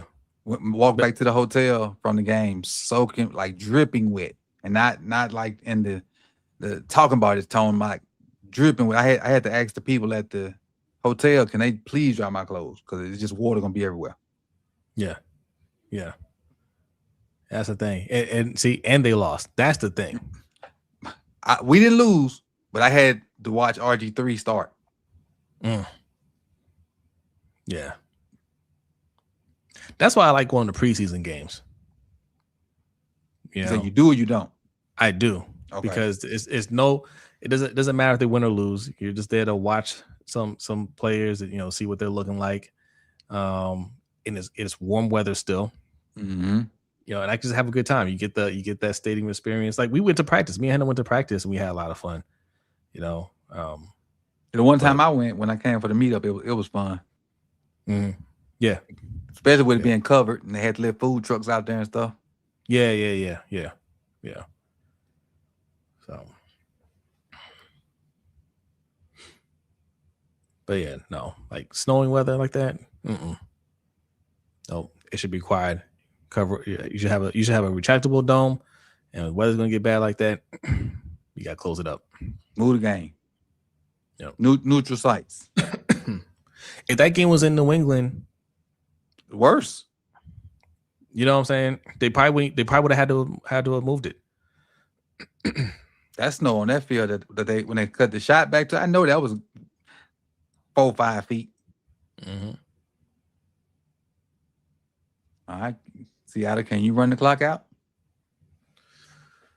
How much time is left? I got 3:26. Okay. Oh yeah. You're a couple plays ahead.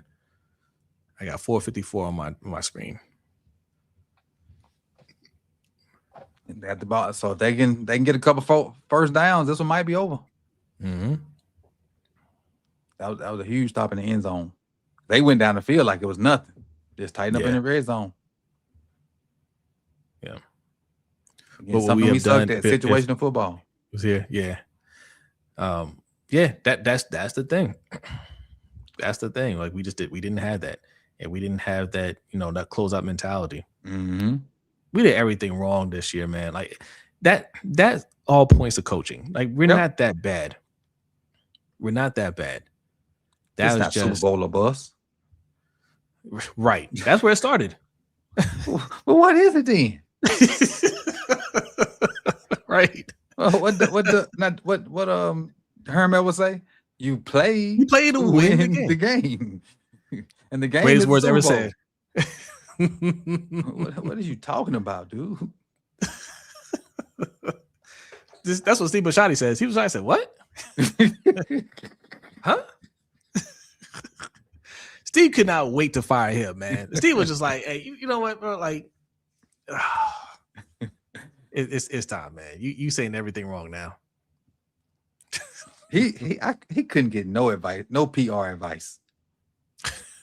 He got a whole segment of the fan base together at the end of the bar. Everybody got a bar on they YouTube stuff. Yo, everything Steve Bisciotti said in that press conference is the opposite of what Harbaugh been saying. And EDC. That's why you had to cut EDC off. Where EDC was going the whole, oh, well, you know, everybody shares the blame. He's like, no, coaches are to blame here. Didn't develop the guys that we brought in. That's where we're starting. That's where we're ending. Right? Like, Steve is tired of the BS. Ain't Neo in the Matrix no more. Right. Like B said, right, they call him Teflon John. They ain't call Eric Teflon Eric. Did not. Did not. He walking around with half a vest on right now. Let him mess this draft up. Yeah, I expect a good offseason. He has to hit. Yep. He has to. And that's why I wouldn't be surprised if he traded that pick, because the best way to ensure that you hit on that pick is to get somebody that's already proven. Mm-hmm. And don't trade it for more picks. Right. Trade it for somebody. Don't trade it for more picks. Yeah. Just like when we got Rowe and got rid of that second rounder, and people was like, well, you wouldn't have got anything better than the second rounder, so Rowe coins your second rounder. And that, and correct. I agree with it. Agreed. Yeah. You can do the same thing with that first. Yeah. So speaking of, like, I don't think we're getting rid of Roquan. I think he'll be fine in Mentor's system.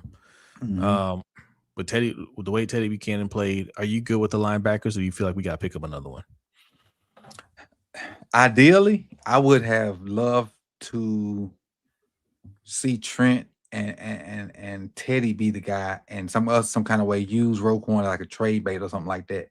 But with Teddy tearing his knee up, yeah, I do like the two backups behind him, Martin and I forget the other kid, but and I think we got 4 good young linebackers. Trent needs to take a step forward though in this new system. He better. He better. We got Trent Simpson in what, the third round? His win snaps through the his snaps plummeted. I mean, I think third round. Yeah, I think he's the third rounder. Maybe even a second. We spent a lot of draft capital on this defense. Mm-hmm. And money. Yes. And money. Jay Higgins. He was third round. Yep, 86 overall. Yeah. Third round picks aren't throwaway picks. Travis Jones. Right. Third round picks, you expect them to produce. I expect definitely 1, 2, and 3 to contribute to my team first year, unless it's a quarterback we trying to get right. Yeah. But any kind of positional player, 1, 2, or 3, you need to be playing more in special teams. Yes. Yep. Wait. How did he survive the ground? More controversy. People say you got to survive the ground for it to be a catch. Yep. Which is true. I need to see it. I'm still 2 plays behind. Yeah. I need to see it. That's gonna be something that they discuss during the owners' meetings. What is a catch? He survived the ground. 1, 2. You got to survive the ground, as they say. He didn't. Yeah, that's not a catch. Unless they consider something a football move. Yeah. What, he took 2 steps? Took 2 steps. And then fell to the ground? And when he hit the ground, the ball went flying. Yeah, that's not a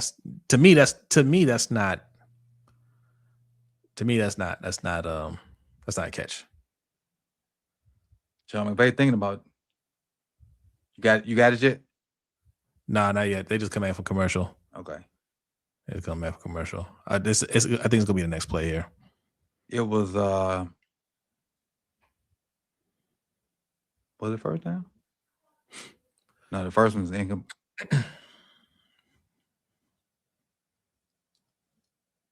I see 3rd and 8 on my screen right now. Was that the third down play? They reviewing it, so I can't really tell. Okay. That's good. So give me a chance to look at it. Incomplete, short pass. So third. Yeah, I think 3rd and 8. Yeah. Yep, I see it. Yeah,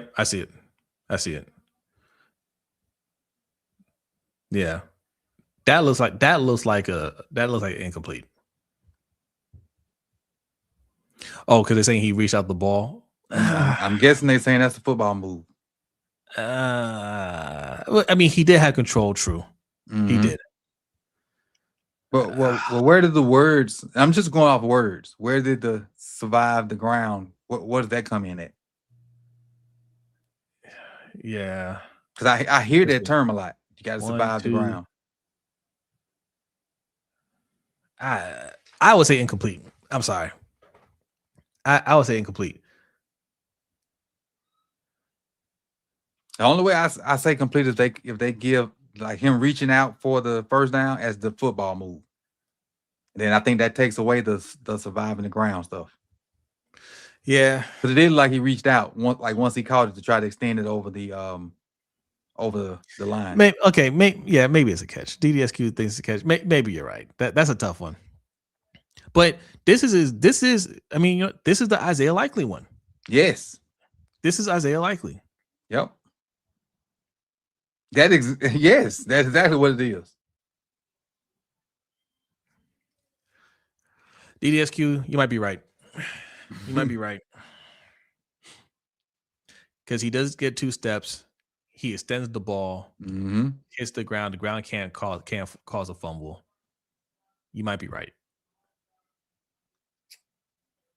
JSN, boy.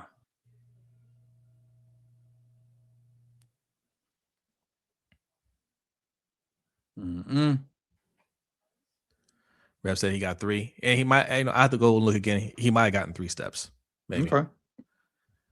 And he likely was a catch too. Yeah. Yeah. That's big. That's big. Are we talking about that one? Yep. Looks like it might. Couple more plays, it might be Hawks in the bowl. And my OC can come on and get hired. I can't see him in Cleveland. Who? Shieldhouse? Yeah, I can't see him taking that job. How many coaches have turned down that interview? Not even the job, the interviews now. 2 that I know of: McDaniel and Mentor. That I know of. I think a couple more did too. I'm trying to think. Y'all don't remember the Burt Emanuel rule? 99 NFC Championship game against the Greatest Show on Turf. Yeah. I don't remember that one, but I do remember the Greatest Show on Turf with Marshall and Torrey Holt and all them guys. Yep.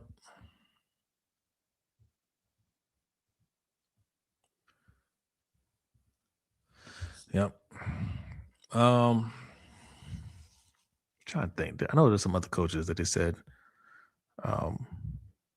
declined their interview or something. Yeah, I know them too because Mentor obviously was contemplating the offer from us. And Mike was saying he gonna go be the OC for the Chargers. Yeah. It just now makes me think about the Steelers again. Oh, Anthony Lynn, he's getting a second interview with the Browns too. I forgot about Anthony Lynn. The old Chargers coach? Yep.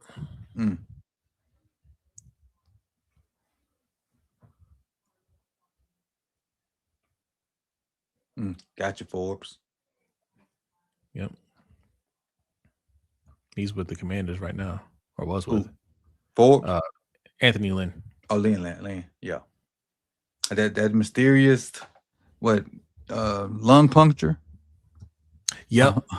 Yeah, it was him. Yep. And I really been mad at him for a long time until this happened to TJ Watt this year.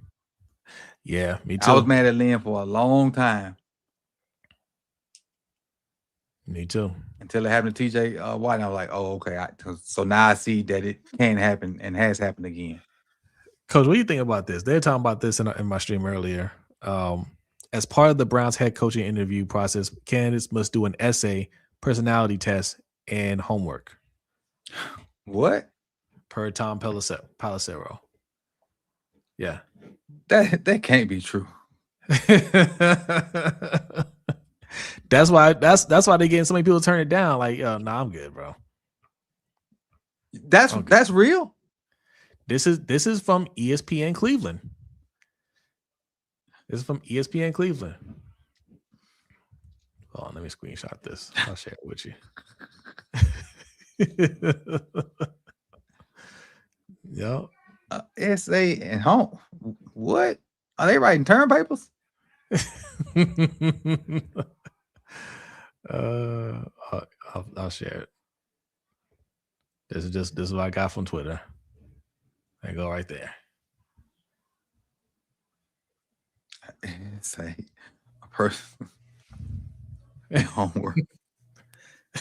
They in economics 101. Yeah. Yep. I Write declined an my essay. interview too. Yeah. I declined my interview too. And we're gonna give you some homework. Who's gonna test me? Who in that Right. who in that front office is gonna test my coaching knowledge? And who can check it to see if it's right? That's what I'm saying. Now I'm good. Thank you. I wish you all the best, but I'll stay where I'm at. Yeah. Essay. And this is another thing from personality test and ESPN homework. Cleveland. Nate Shieldhouse is a top candidate for the Browns and will likely keep Jim Schwartz as defensive coordinator. Mm. They will interview Shieldhouse next week. Mm. Come on home, Nate. Nate, do you want to coach Shador? You want to coach Lamar? Right. Quicker path to being a head coach. You choose Lamar. Right. We'll give you two in the push. Another MVP, another a bowl. Coach Lamar, and then go to a team that has a better better QB situation next year. As Moses said, the Browns is in your SAT score.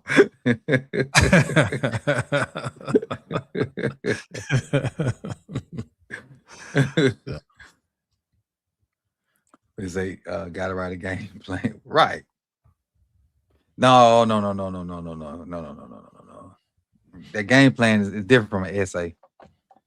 The essay has to have structure and a certain, your MLA or whatever your other kind of format is. That game plan is just your list of plays versus what you expect to see. Yeah. Your situational play calls. That's a lot different. You ain't got to worry about syntax error and word structure and function. You do have to put it together though. You got to plan and put it together. I give you that part. Yeah. But my mind works a lot better than X's and O's. Even to this day. Joker came to my desk the other day. Every time I come, you got football on this computer. Well, yeah, so stop looking over my shoulder. Mind your business. Right. You're supposed to be doing what I say, not watching me.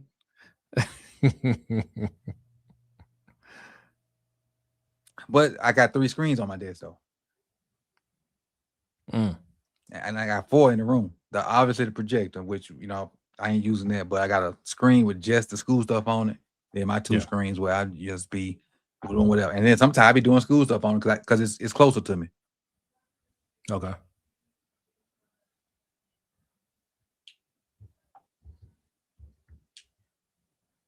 I got Seattle with their second Super Bowl over the Patriots. Okay. 120. Oh, this it right here. They get this first down. Where you at? How much time you on yours? It is commercial break right now on mine. Okay. I'm around commercial. I'm trying to find that video to send to you so you can look at it later about how Mike McDonald coaches the defense. The defense? Yeah.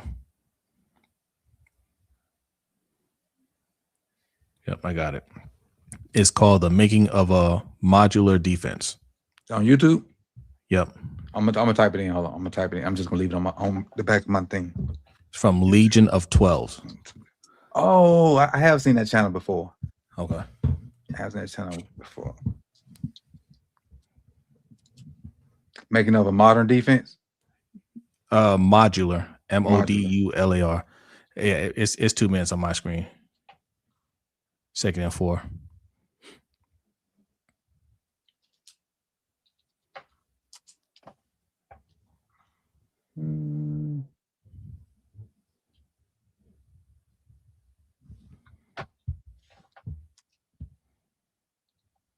Let's see. I think I got it. All right. Ashley says 115 for her. Yeah, it's 115 for me too. Okay.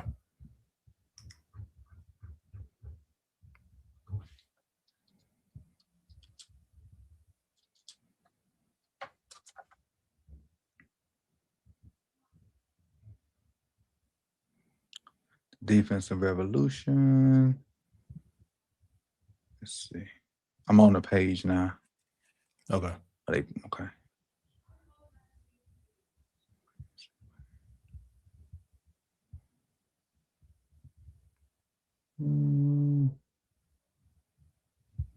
Mike McDonald defense will elevate the defense. But it's on Mentor?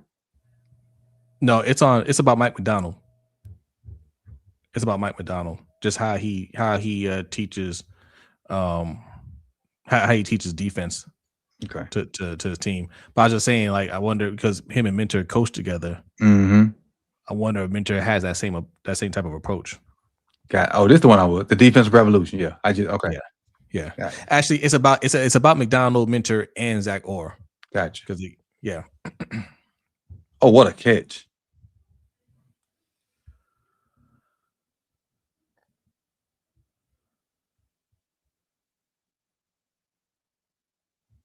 You got a shot. Not much of a shot, but they got a shot. Oh, okay.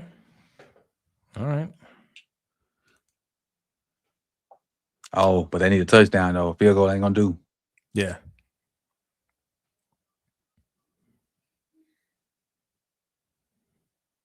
It's loud up in there.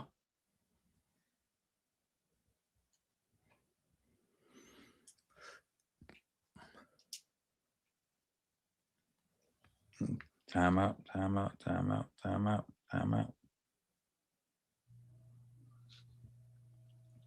Well, at least we got a good second game. Yeah. Who had Dawn against? None of us. Nobody on this side or in the Bills Mafia had that. Right. Nobody. That's one thing we can say. We can say that together. And that's why this is a team sport. That's why supporting your talent with a good supporting cast matters. Yep. This could have has nothing like what Stafford has. Everything that Donald has right now, we could have easily had. If Mike McDonald's our coach, this could have been our team.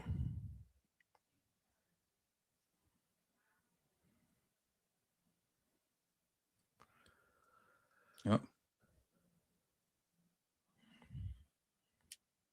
Oh, that's cold-blooded. That's cold-blooded. Well, it probably wouldn't matter, but that's still cold-blooded.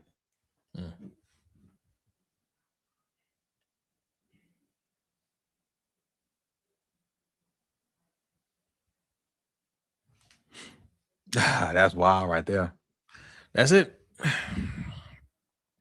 Like someone said, coulda, woulda, shoulda. Yeah. Mm-hmm.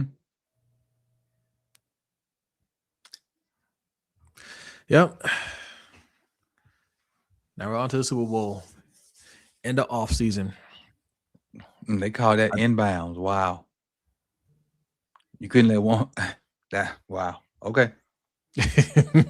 Okay. All right then.